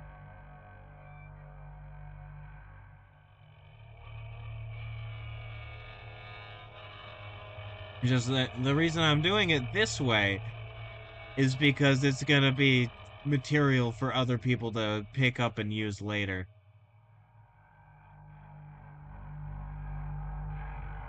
And so that warrants a different sort of approach.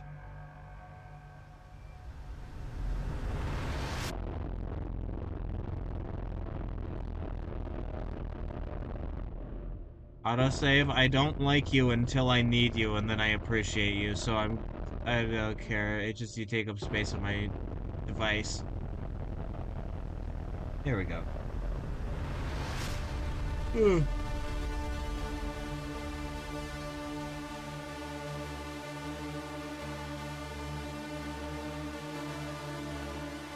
Like, I don't know, I'm not sure where people should start. I suppose, like, that'll be up to, you know, GM discretion.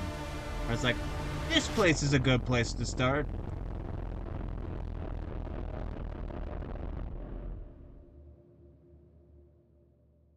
And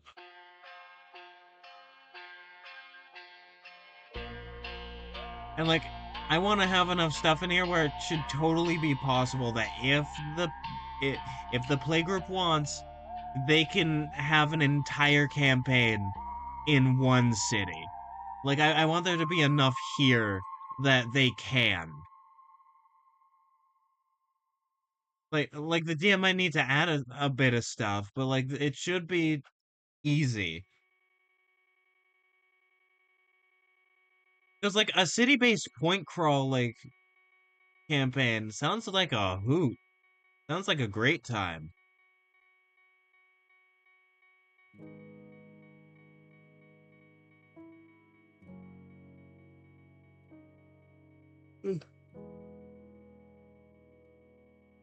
Right, like Waterdeep is a beloved campaign setting for a reason. Right? Like people love Waterdeep Dragon Heist.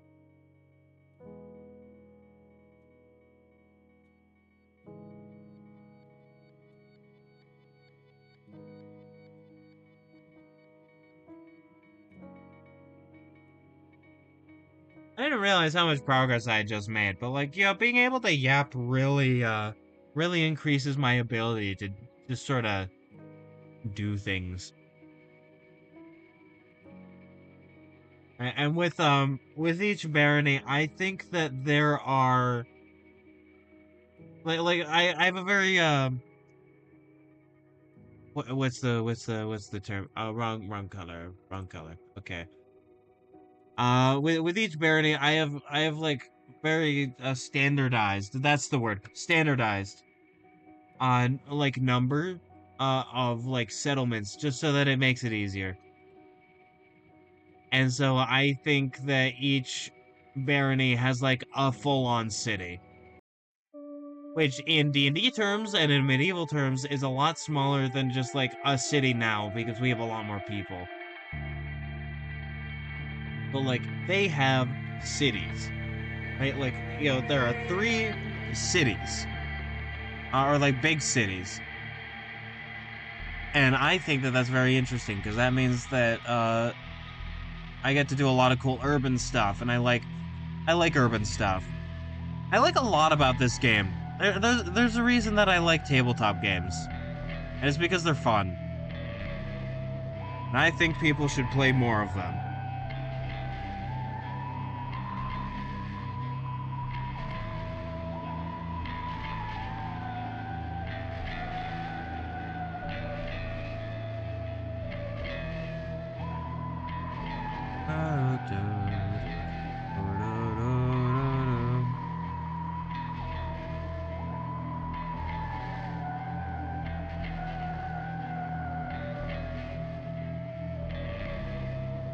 And also, I think, and again, this is something that I'm gonna have to like do, and it's gonna be a fair amount of work. But one thing I want to do is have sort of a similar like size relationship to the amount of like cities and settlements and like their size to like dungeons, right? So like I want it to be possible for people to in this world to be able to do an entire dungeon crawl in this system and just have a good time and be able to have that be a whole campaign.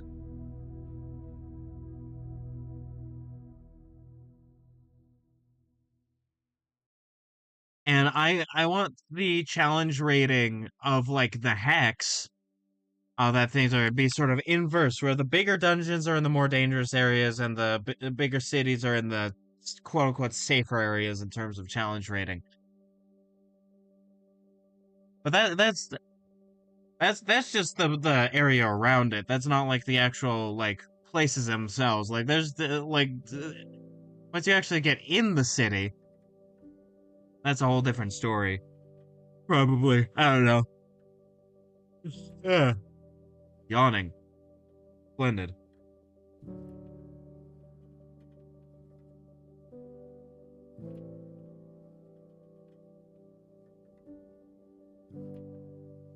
Let me change you to normal so I can color grab. But first, before I do that, I'm going to look real quick at all the progress I've made. Look at that. It may not seem like super obvious, but like, you know, as the hexes get smaller, things tend to like keep looking better and better. Right? Like with this, looks good. Oh wait, do I need? Yes, I do. I do need to color grab actually. There we go. Then I can turn that back to multiply. Then I can do that. And then there we go. Then I can just fill these in and then things will be wonderful. There we go.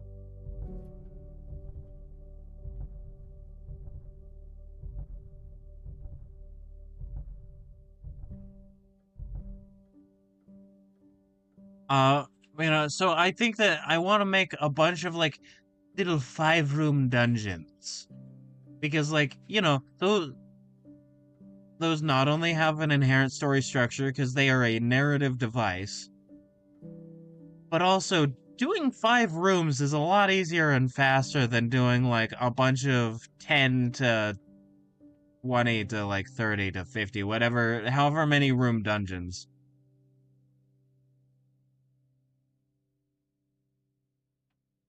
And it's also very easy to run, is the thing. So it's like, here's the goblin hideout where the goblins, those brigands, stole the blacksmith's daughter, right? Like that is a very basic storytelling sort of trope, and I did sort of steal it from Matt Colville. Not steal it since I'm giving credit, but you know I got it from the idea from Matt Colville's running the game series of like you know let's say that as a random example. Like, the blacksmith's daughter was stolen by the goblins so that they can complete a foul ritual to summon like some sort of demon, right? And then you make the trek there, and you face off against the goblins, and it's a 5-room dungeon, right? And then that and the time to role play with with everybody and the wilderness exploration and everything is a pretty good session. Because like to stop the foul ritual, you have to there's a time limit, which means that rests are gonna need to be kept at a minimum. And time crunch adds a lot of weight to it. You know that sort of thing. And you know it sounds like a good time. And like and a very important thing that was brought up to me by a friend, and then later I saw a video about it. Random encounters should not just be combat. Combat should definitely be a possibility, but random encounters should not just be combat. Right? Like you could have random pilgrims who are going to a holy site, or a random merchant, or oh, there's some you see a monster, but like it does not notice you, and then it may just be like passing by each other.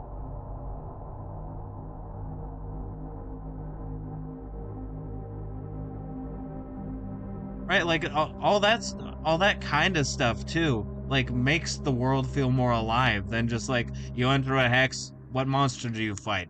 Very good. Next hex. What monster? And like also having random locations that you can put in, and then once your party encounters them, then you can put it on the map as like a place because now that it's there, it's a permanent fixture of the landscape that like you can return to and you can add more to. Like that seems fucking awesome. And then like I eventually might want to write more stuff for the different parts of this world because this is just one county. What about other neighboring counties? What about the neighboring kingdoms? Right? What about a far off land?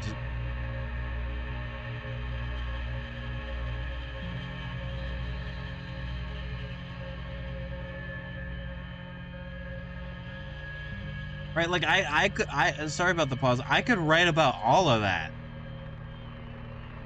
And and then just have this like big massive like world with a bunch of little campaign settings.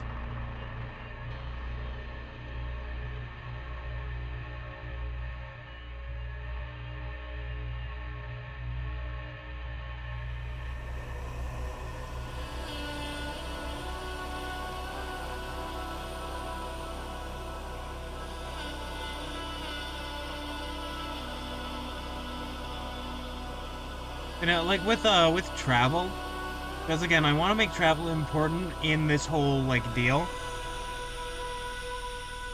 is that other forms of transportation are important. Like horses, they're gonna have their own stuff. I need to look at the actual D&D rules for horses, but they horses are really great for speed and not the best for endurance. So humans can walk for longer, but horses are faster.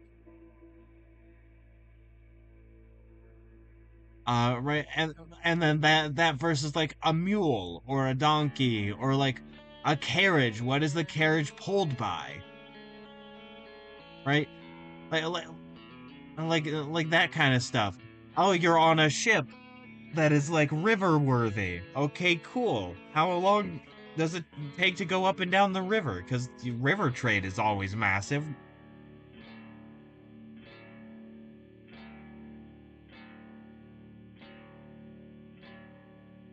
And like all of that is gonna have different travel times, and I'm so excited to be able to like actually do all this shit. I can probably have like a whole different thing, like a whole different folder being like, here are all the rules. And that's gonna be very fun.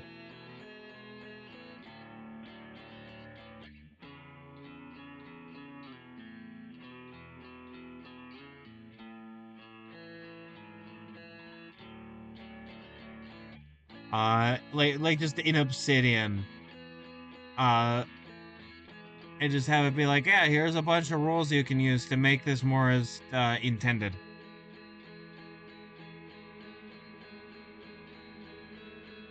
And like also, oh, if you want to use some of this stuff in your own games, like these encounter tables, this exploration system, then like go on ahead.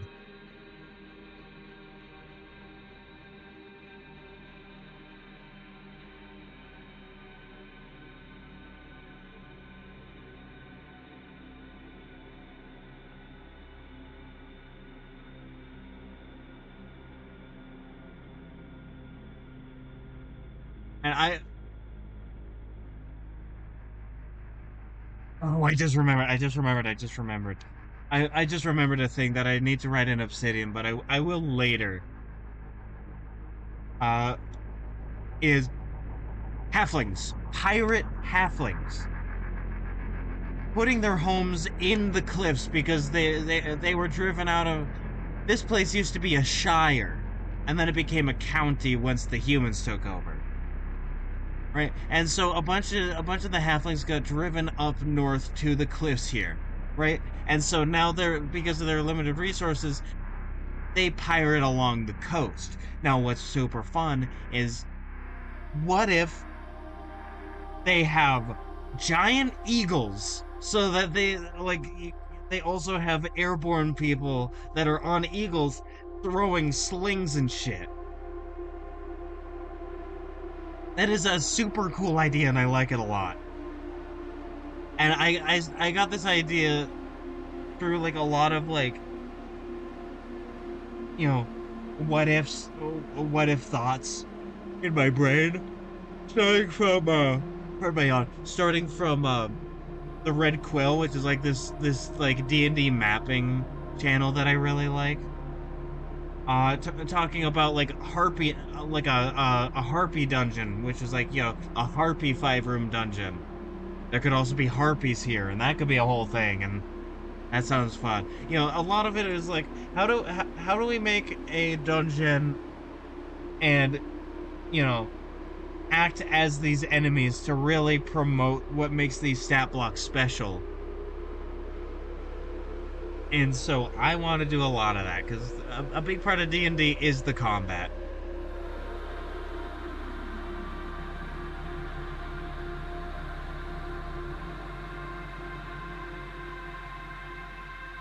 Yeah, and then like maybe far enough up north into the mountains, things are very dangerous and shit. A rock dwells. Those big fucking eagles. The rock dwells in its spire of thunder and lightning.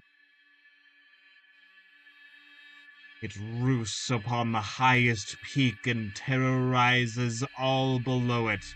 That sort of thing. That would be a cool. That would be a cool like place.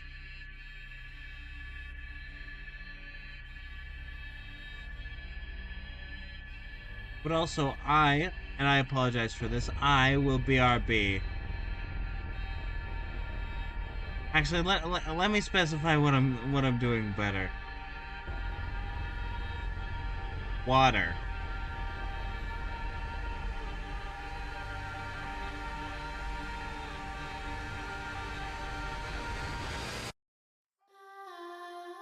Yeah. I will be right back. Pardon me. I have returned with water. Sorry for the delay. I also got sidetracked with something else, but the other thing was very important. How is everybody? Let me get my headphones back on. Splendid. And now I shall remove this, because I am wanting for water no more. Man, my phone has a fucking delay on it right now, Jesus. Why does it have such a fucking delay? Alright, there we go, delay solved.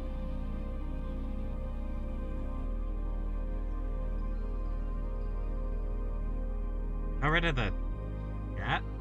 Oh, for the most part. Why?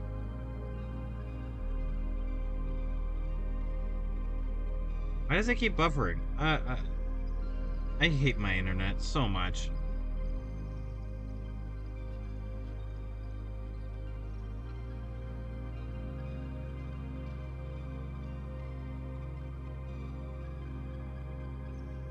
There we go. Okay, let's hope that stays clear. Thank you.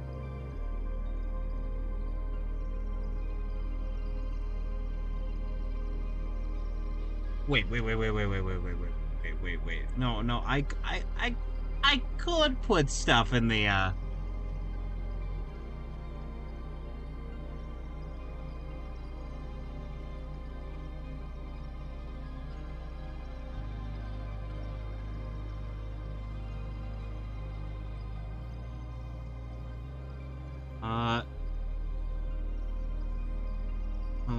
No. Outside fact. Oh wait, hold on. I forgot to turn it on. There we go. Outside factions.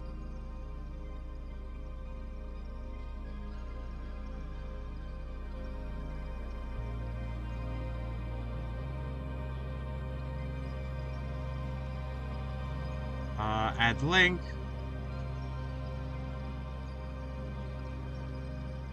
Lords of the Valley Fortress.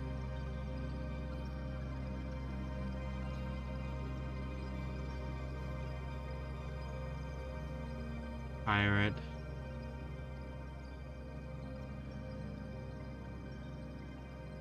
Pirate Halflings. Name pending. I just need to get them down so I have them forever.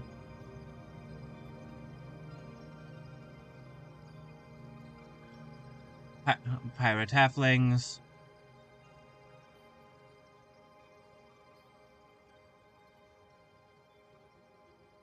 There we go.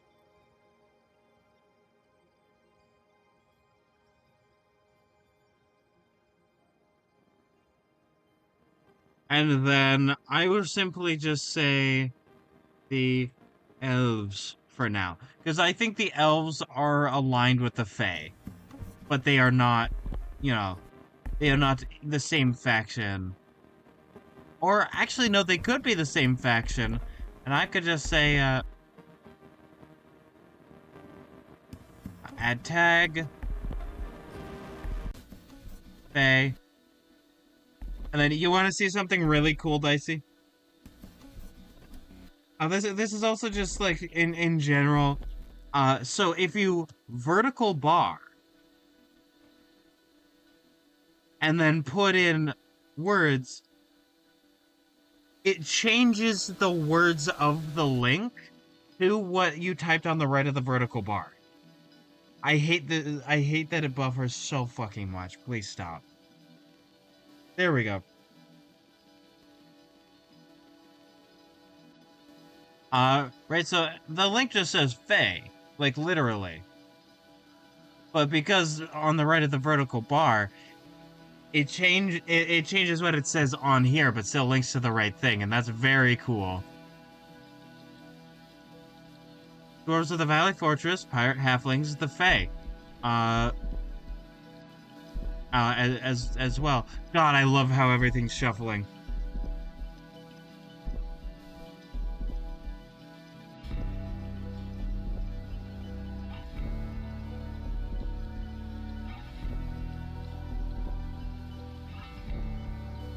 Let me in here.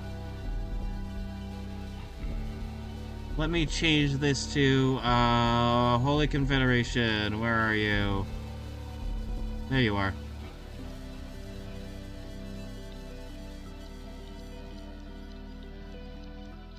Known within the kingdom for their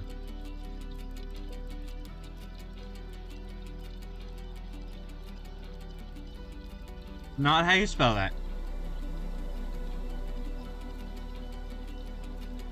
Known within the kingdom for their opportunistic mercenaries.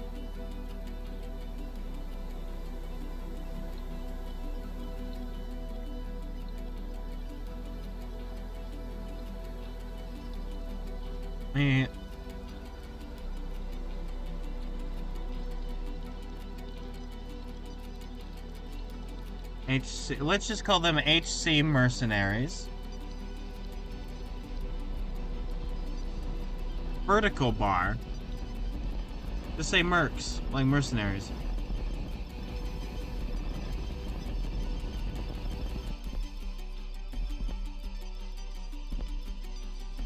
There we go.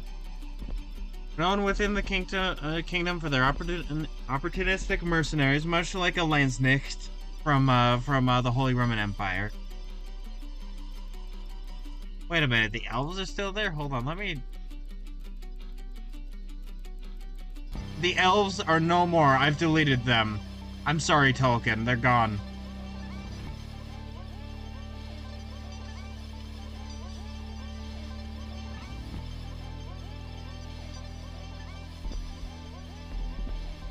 There we go.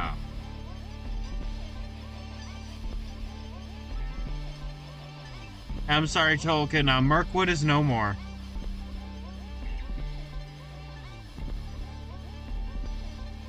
Who sell themselves or sell their services to the highest bidder. If members of these mercenary companies, because I think they're part of mercenary companies, which means that I get to have a Guts Berserk reference, which I think is very fun. If the member, these mercenary companies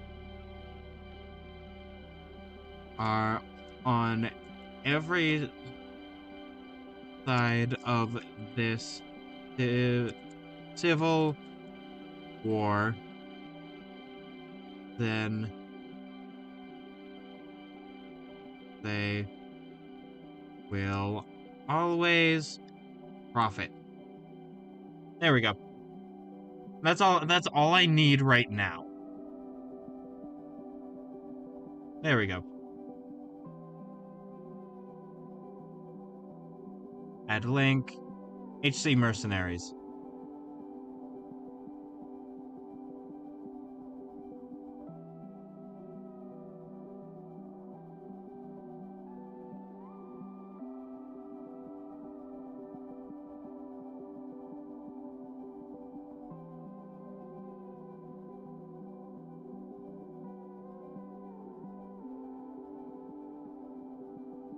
I like how it all jumbles together. But and see, that is how world building happens. It is now the Holy Confederation, which is a much more accurate descriptor of what it is. Their mercenaries are all over the place, and they're extravagant and cool, and we get to talk more about them later.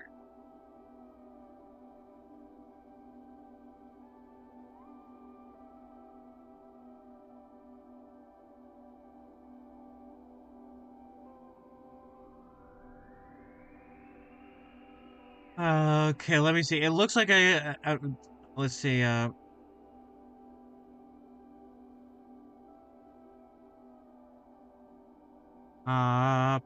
Period. There, the heavy use of resources by the king on crusade and for the war with the neighboring kingdom had already put a strain on everybody. But the subsequent civil war caused by the power grab after the assassination of the prince has left the already downtrodden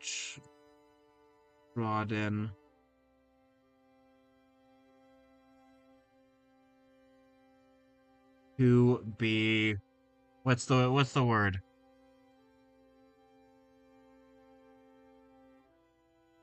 All right, let's see. But the subsequent civil war caused by the power grab after the assassination of the prince has left the already downtrodden.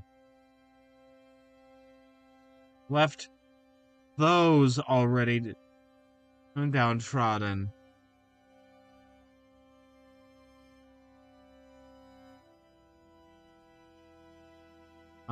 Downtrodden to be. I suppose it doesn't matter, but I want to find a good word.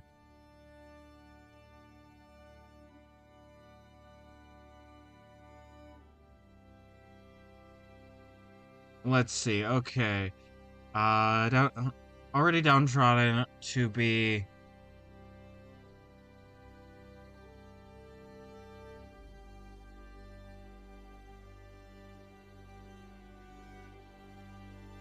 Let's see. To suffer even more. There we go.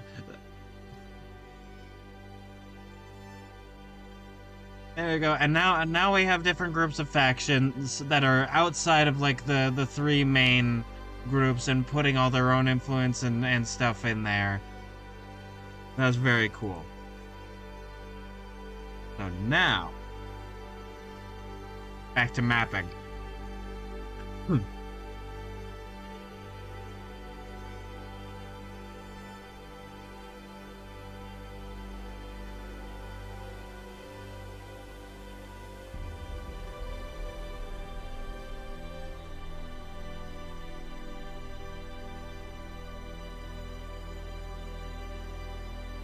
To get you, put you there. I think that this is fine. Get to have you, put you there.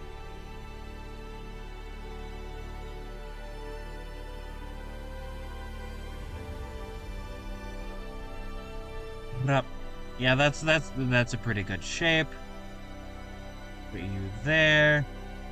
Have you up, have you go up like that.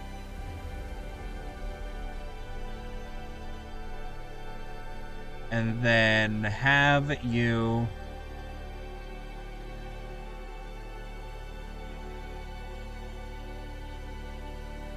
like that. I think that is a good starting point for the border between the mountains and the hills.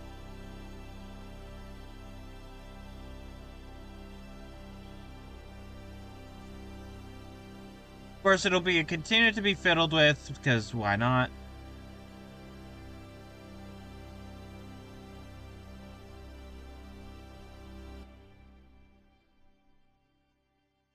And then just for good measure, do that there. And then I can leave out doing the things that are outside of this current, like, you know, big hacks, but still have some of the work in progress, like little lines of this is what color goes here. You know, just for later.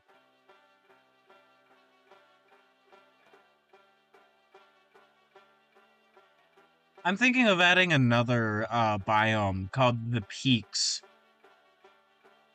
into this map, just to add some more like variation and be like, oh, you are here, you are low level, you are probably going to die, it is dangerous here.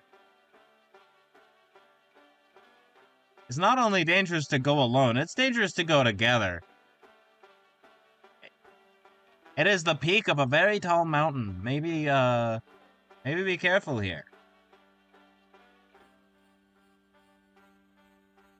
The cold will sap out your exhaustion, and if you reach 6 points of exhaustion, you just die. No saving throws, 6 points of exhaustion, like 6 levels of exhaustion, you just die.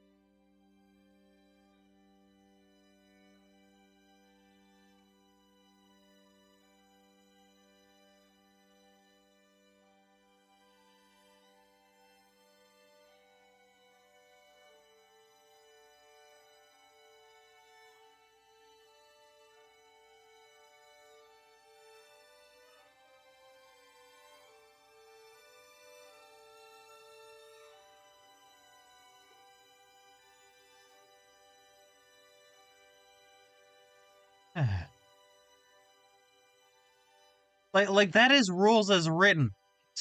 Same with encountering a shadow, which is a challenge rating 1/2 creature. It saps your strength, and if your strength hits 0, you just die.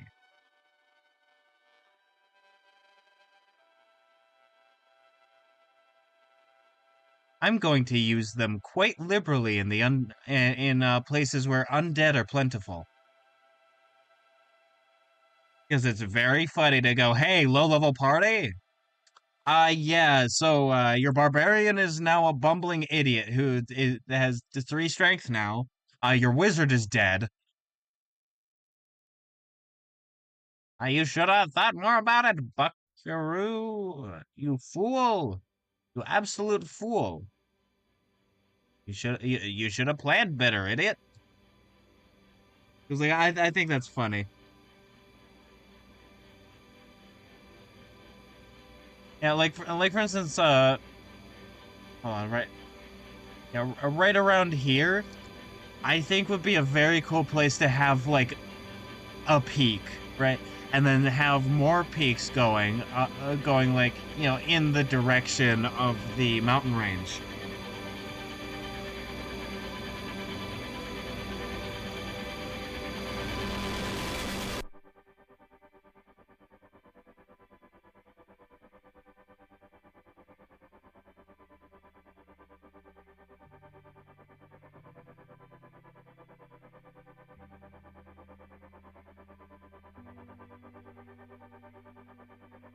All right, let me. Actually, no, not that one. You know what? I'm gonna keep this just so that I can wrong brush, not wrong brush, wrong placement. Boom. I heard the buffering.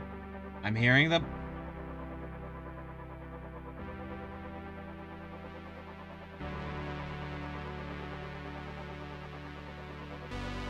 No, it's fine. No, it's fine. It was just a very bad delay now. Very cool. Please stop delaying. Please, I beg of you. There we go. All right. Well, it's delaying now, but whatever. Stop, please. I just want to have a good time, man. I do not vibe with this internet. My head explodes like that giraffe.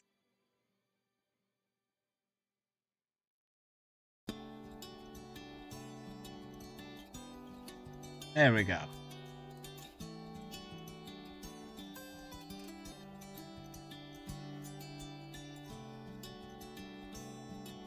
I do not vibe with this universe. God, I fucking love that image of the giraffe saying, I do not vibe with this universe, and then just their head explodes, and then the lions looking are like, what the fuck?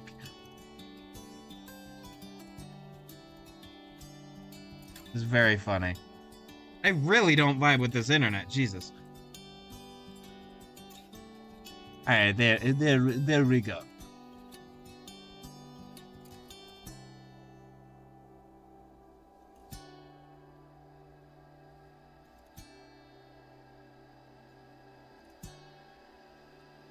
Man, if my internet's this bad looking at my own stream, which I'm doing right now, I wonder what it is for everyone else. I'm so sorry, y'all.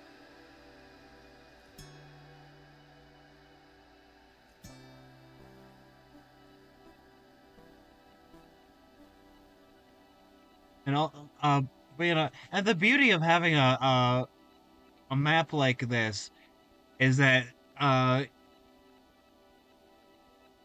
players can sort of plan routes and directions and be like, all right, we need to get here within this amount of time, which means that we need to find the fastest route, and then sort of just like, do the in-universe job of trying to figure out where to go.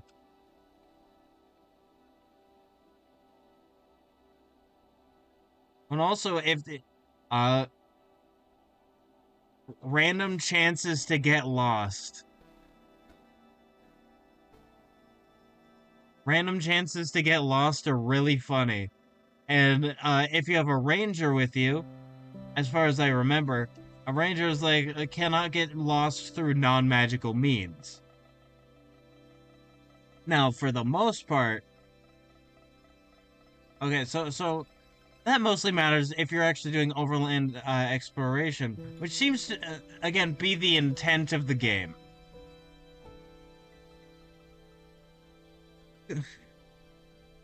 However, the fun part of having Fae and a place known as the Forest of Faerie is even if you have like even if you have a ranger where it's like I lead the party and we cannot get lost through magical means.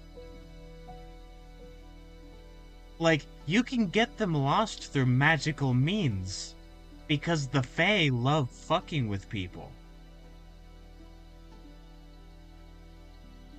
Not everywhere on the map, though. There only certain places where like they can actively make people lost, or like, as a part of an encounter that you roll up.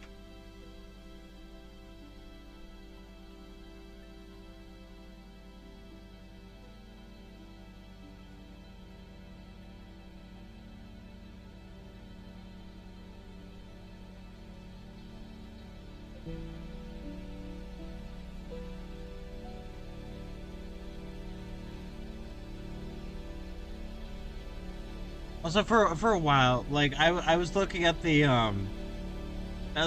thing in the DMG that is like, oh, the characters should be encountering this amount of.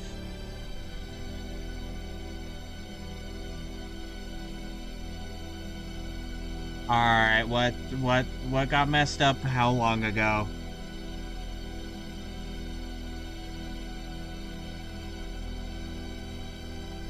All right, everything seems fine. False alarm. I saw my brush turn to overlay and I was wondering how long that was. There we go. Uh, you know it says like, I don't know, like, what was it, 5 to 8 encounters a day? And if you're doing a more narrative game, it's like it's like, damn, or not even a more narrative game, just a game that like sort of ignores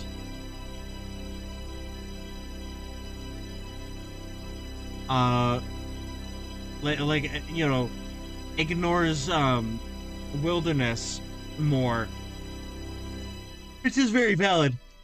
Again, this is all like talking about the rules of the game.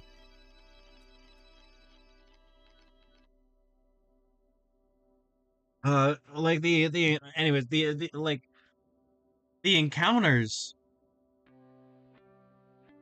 don't make a lot of sense. Of like, what do you mean 5 to 8 encounters a day? But like, if you're doing a hex crawl, that makes a lot more sense. And the game is built around that understanding of of a fair amount of encounters between rests to like actually use up resources, because a large part of the game is supposed to be a resource management, which is why you get things after rests that take a certain amount of hours.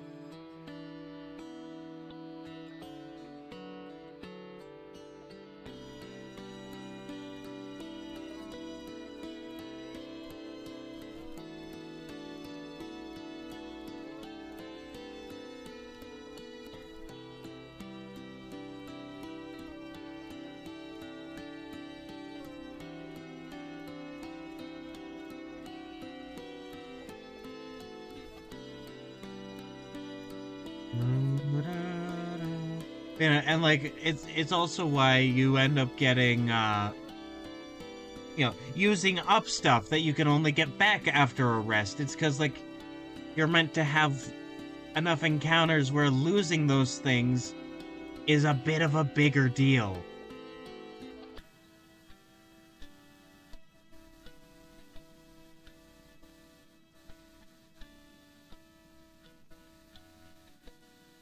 And when I say supposed to, I mean this is how the rules are put into the game. This is like, as far as I can tell, the intent. Not like should and should not in a moralistic sense of, oh, this is wrong.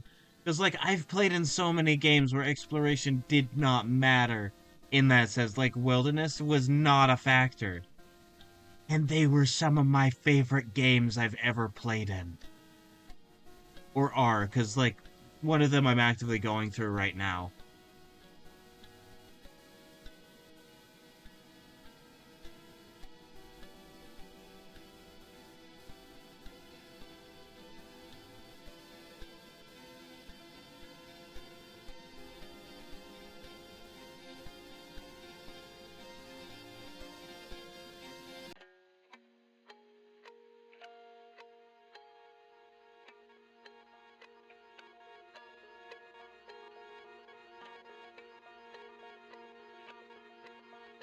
Ah, boy.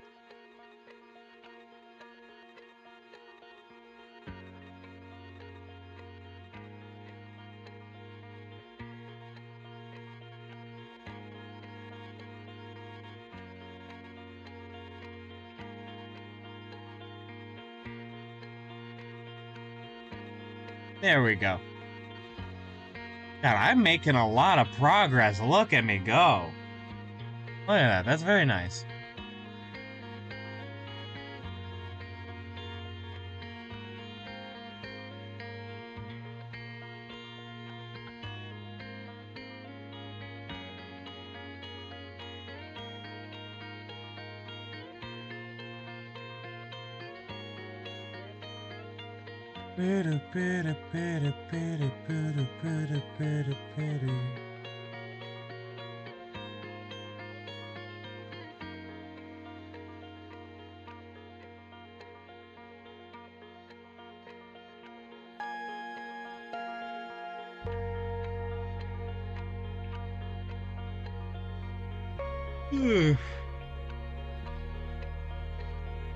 Yeah, so like if you use every like rule set in D&D 5e at your disposal, uh where was I going with that? I forget where I was going with that. Let me drink water real quick. Maybe that'll help me remember.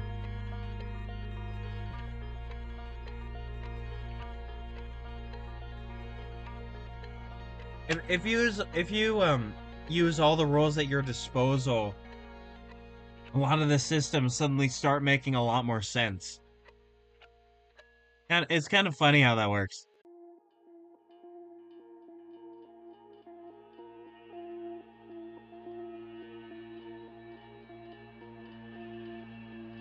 Now, are they my absolute favorite rules? No.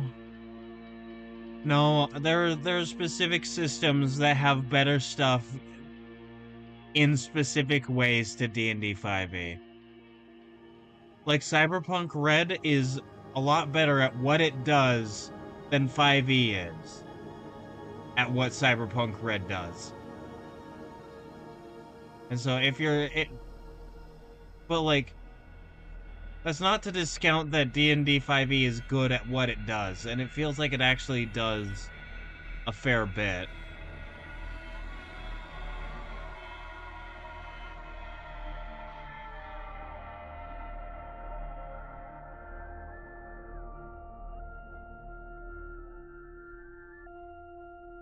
I think my big thing with D&D 5e though is like Matt Colville's sort of thing is like what a game rewards is what a game is about.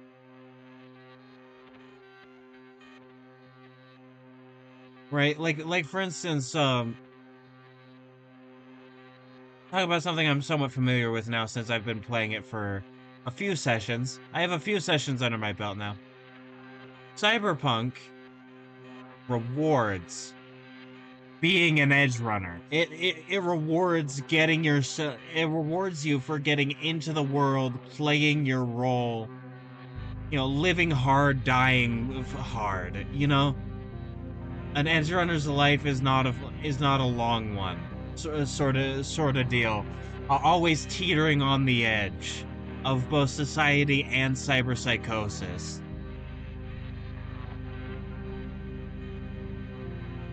And so it is better at that sort of thing than like D&D will ever be, because that's not what D&D is about. But then I'm questioning, what is D&D 5e about? Right? Like what does it reward? And I don't know yet. I don't know yet, but maybe I'll have an answer eventually.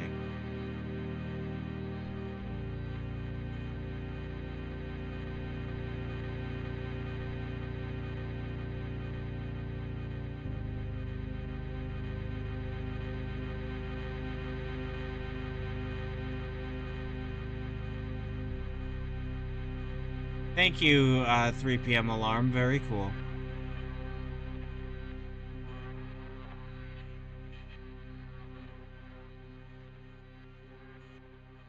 Oh, boy.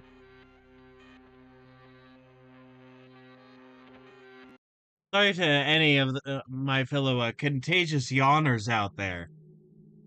I may have just caused you to yawn.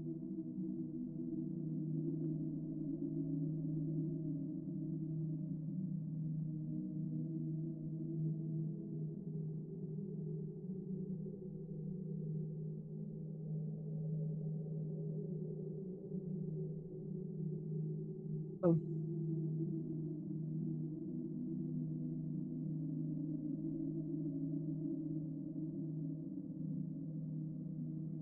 boy, fishing is very fun.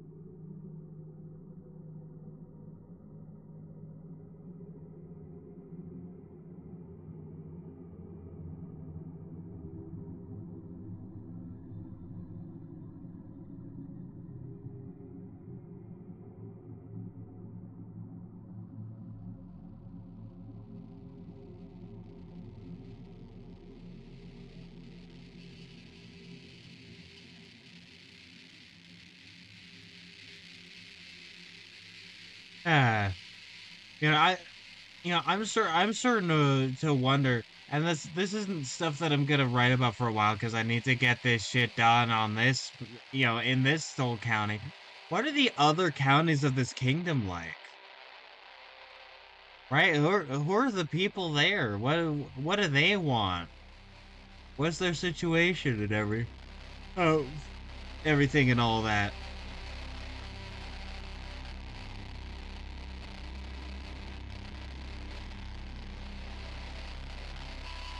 And like what's the deal with the other kingdoms that I've talked about so far, like the neighboring kingdom and the Holy Confederation and and like that? What's the rest of the world like? Because people vary wildly. And I think having people from these different places could be very cool because I haven't come up with a lot about that yet.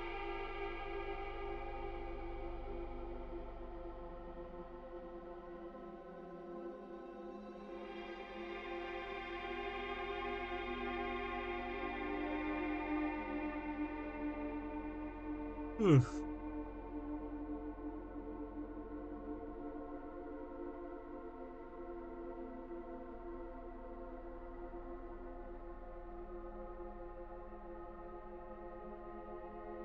But like those sorts of things are on my mind, and that's the beauty of starting relatively small like this is that your mind starts to wander and goes, what else is out there? Because right, because like I'm not doing an entire world here. This is one county of one kingdom on one continent on the planet.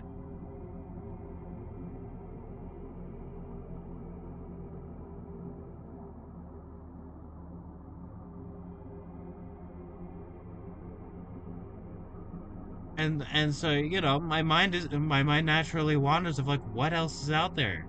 And I think that's very cool.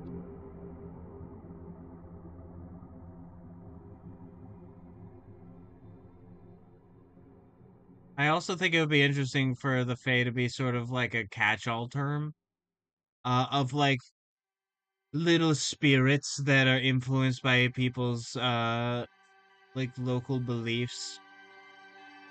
You know, I really like I really like the idea of like mythological things uh being literally influenced by people's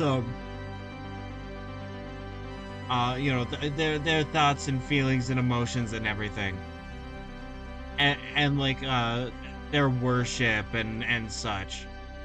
And so including the Fae in that could be really interesting and have them be like very different based on where people live. And also having that tie into like how you know how the Fae change, in the Forgotten Realms the Feywild is like an exaggerated form of reality. Also having that with how different people are mm, like around the world is super fun.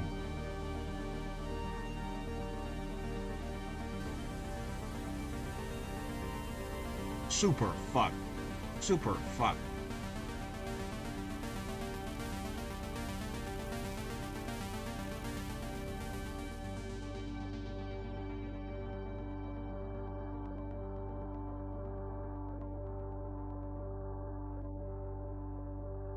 Right, there we go.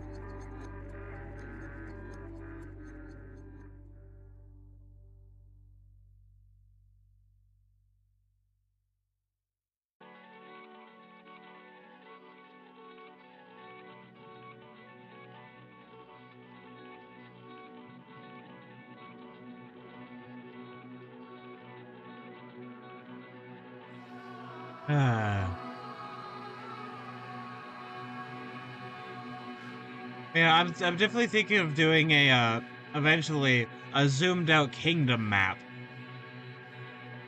where each of these like bigger hexes are the size of this smaller hex. It'd be like, here's the entire kingdom. Each of these hexes is a day. Congratulations. You get a brand new car. Not literally you get a brand new car, but like, you know.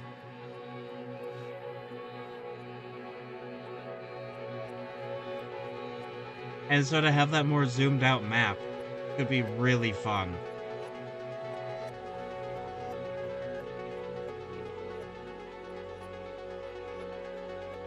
And then be able to say to people, all right, cool. Uh yeah, you're going to this neighboring county? Okay, cool. Let me just get the resources for that, and then boom, it's there.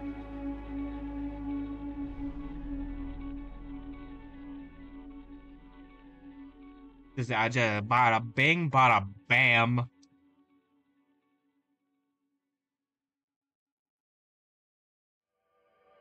Also, let me save this. Ow, my clavicle hurts.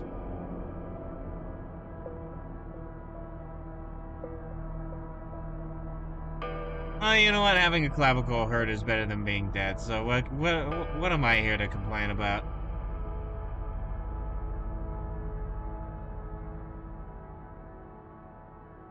Oh right, wait a minute. No, I told myself I'd add a few more of these. Little outclaves of mountain around in the hills where I'm able. Because like I think it's very cool to have like very thin valleys and shit like this.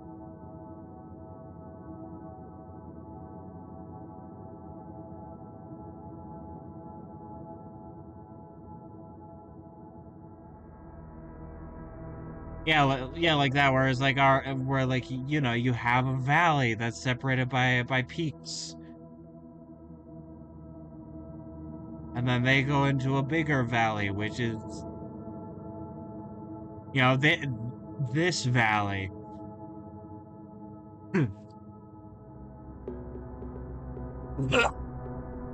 Oh boy.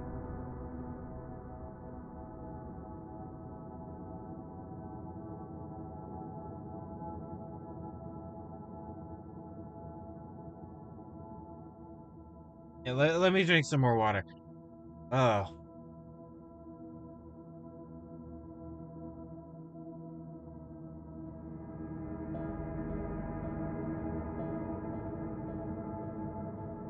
Oh.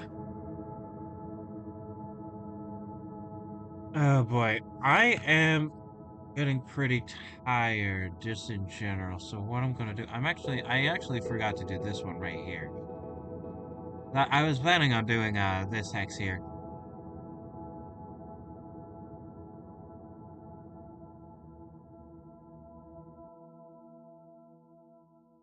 And then which direction should I put?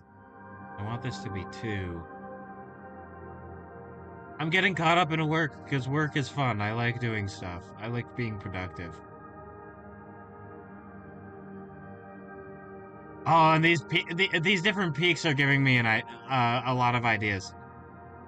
Like if you look at this bigger thing here, I was thinking, hey, this could be like the big fortress city. Like could be on here for like you know for this barony. And so fortresses really like people really like putting fortresses on tall, easily defendable locations. And if there are rivers going around it, then they can go downhill, or I guess down mountain, whatever, downhill, and then have a river that they could travel down quickly. And that's very convenient, so there's probably something here. This is the sort of beautiful thing that like RPG maps can do for you, is that you see a little location, you go, oh, there could be a thing here.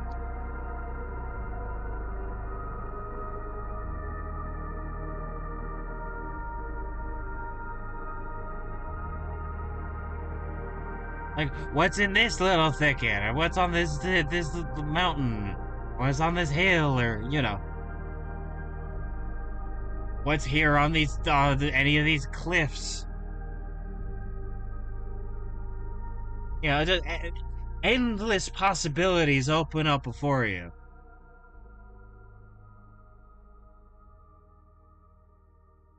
I want a single mountain hex to be here because it's funny.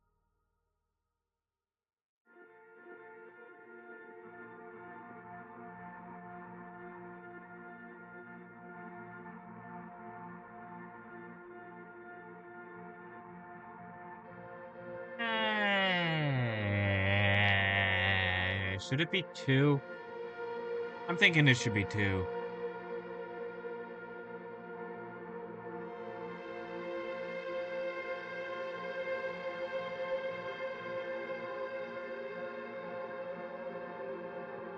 Yeah, two sounds good.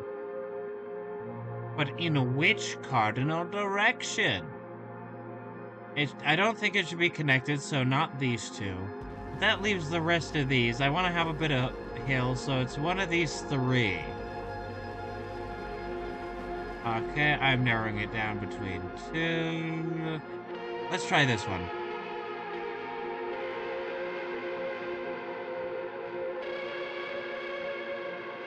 Now, the beauty of also doing this is I can do more in-universe maps and have them as handouts.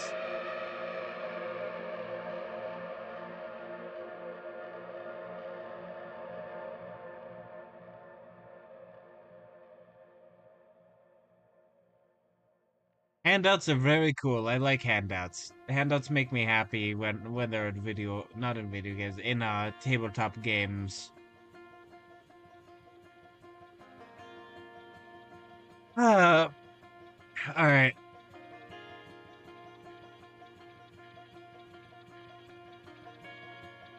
So here is the beautiful deal. All right, here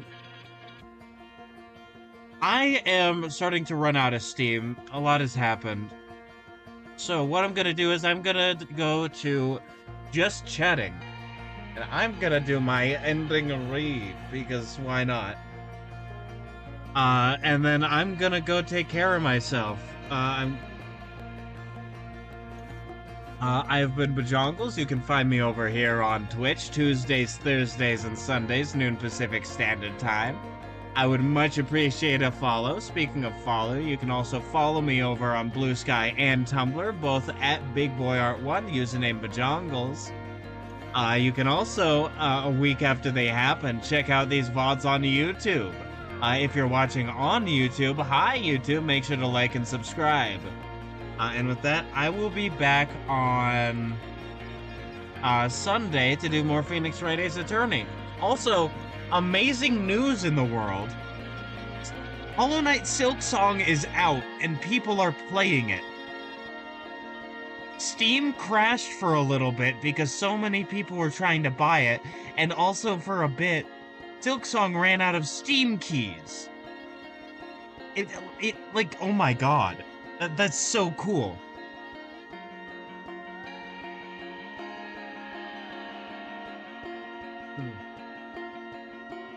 But all that being said, again, I'll be streaming again on Sunday for Phoenix Wright Ace Attorney. And until then, I will catch you all on the flip flop. Bye bye.